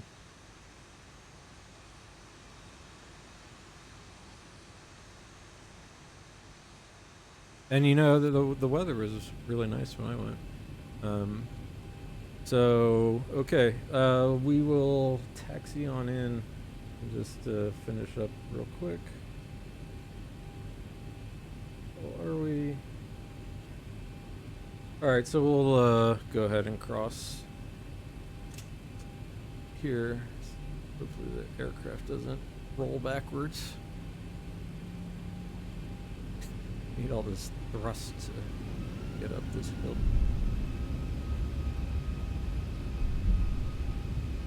So I'm looking for Bravo.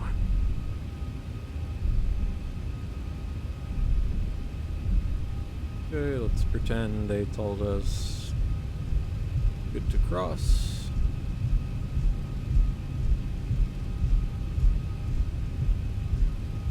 Curious if more of the airport is all whacked out too.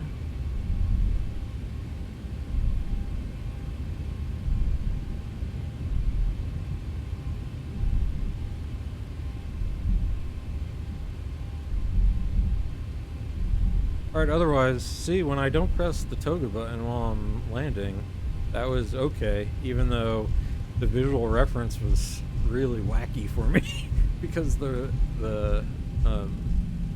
runway was so strange looking. But I think if that's like trying to land after an earthquake or something. But yeah, that was really weird. I'll have to go on the forums and see if people are like, why is my X-Plane Seattle all whacked out? That could be why. So here's the terminals up here. Like I said, I don't know where United would usually park, but we'll take something. Get some kind of princess parking right down the middle.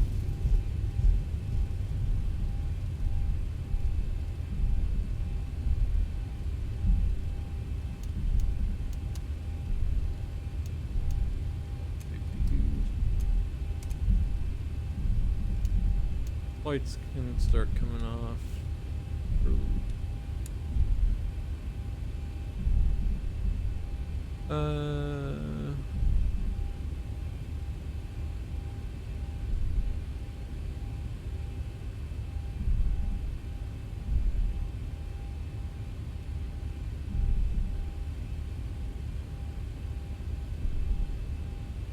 Still some nice views, at least, even if the airport scenery was whacked out. Check that out. Mount Rainier. I guess as far as airports go, you could do worse. Let's get everyone. Let's go park right here. There's a guy. Oh, buddy. You're in trouble, friend. He's about to get... There, he got sucked into the exhaust. Yeah, like I said, someday the traffic in these games, it kind of cares about you, I guess sometimes.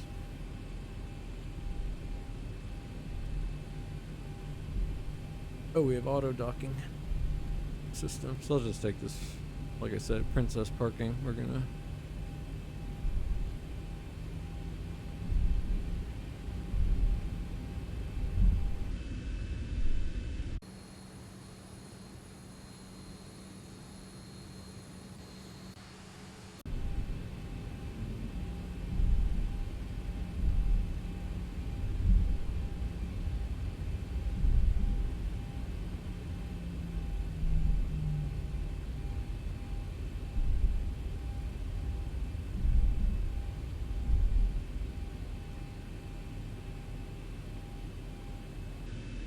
feel like I'm left.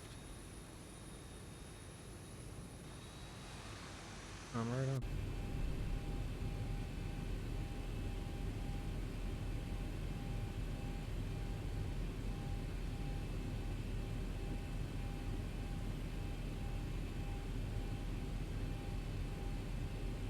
That'll do.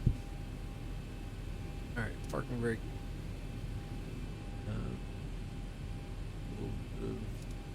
Clean up here, AP available, yeah. That's what you're, ooh, and I'm frying people's brains with the, it's not the worst, but weather off, rain off, flight directors come off, and we will, so everyone can race to stand up, turn on the APU, and engines off.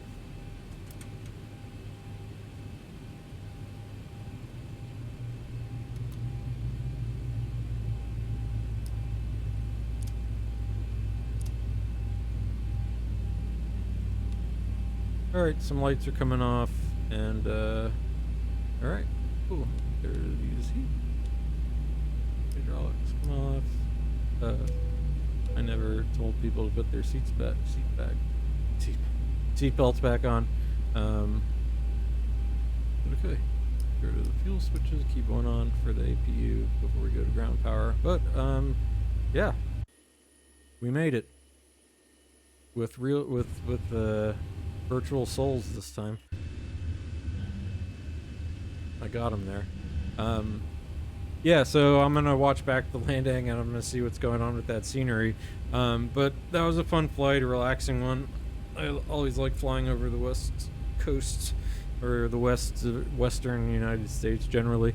But okay, 5:30 quitting time for me and for family stuff. So I better quick and get off here before I get in trouble. But yeah, thanks a lot for coming along. I'll be streaming again. Unfortunately, I don't know when. It's going to be a while, I think, because I have to get into the real world at some point tomorrow, I think, in terms of work and whatnot. But so I won't be able to be in virtual Seattle. But I am looking forward to the baseball game later. I have no love for the Blue Jays, but I am hoping. I mean, it would be nice for them to take one just so we have an interesting series, or at least one more baseball game before the World Series. So next time we'll talk about the results of the playoffs. This might be when I'm back in business. So again, thanks for joining me, and I will see you guys later. As they say in the flight sim world, see ya! But I will give you some music to see you off, and as usual, it will be some King Gizzard and the Lizard Wizard. This is Rats in the Sky.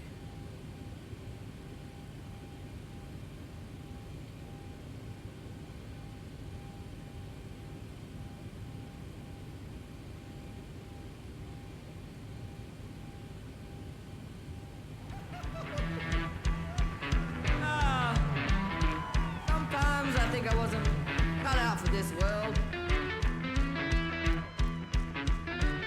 Sometimes I just feel like just a scumbag to everyone. I probably would have been better off, do my own thing. You're not a scumbag, man. I do like eating the scraps. You like chicken. I do like chicken. Ambi does like This his one's about chicken. them chickens in the sky.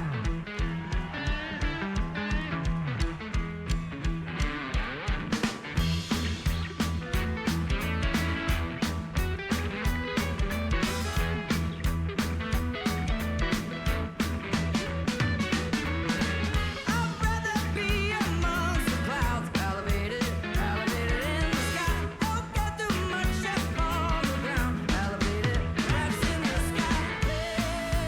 Liquid, urban cruise. My neck is popping like a bottle head from high-rise city view apartment. Rainbow, oil bottle, greasy sheen. Never been wild, never been that tame. Turn no compass, face the world. I'd rather be amongst the clouds, elevated in the sky. Don't get too much up on the ground, elevated, rats in the sky. I'm so goddamn filthy. He's filthy, yeah. And I've had a racist man trying to kill me. Take my little hood out, set me free. I can join the other feathered rats in the bar. There's a garbage man with a scar on his heart. The money reasons got me thinking I went out so far apart, not so far. Bill rats in the sky, not so far apart. Skyborn rats don't lie. I'm making a detour by the mother meat a little out to take a load off. The garbage man says where it's invited to. Oh, look out for that cat named Bruno.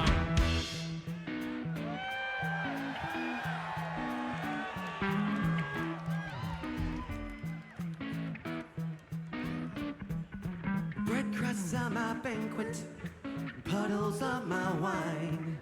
A revel in the present, each moment a lifetime.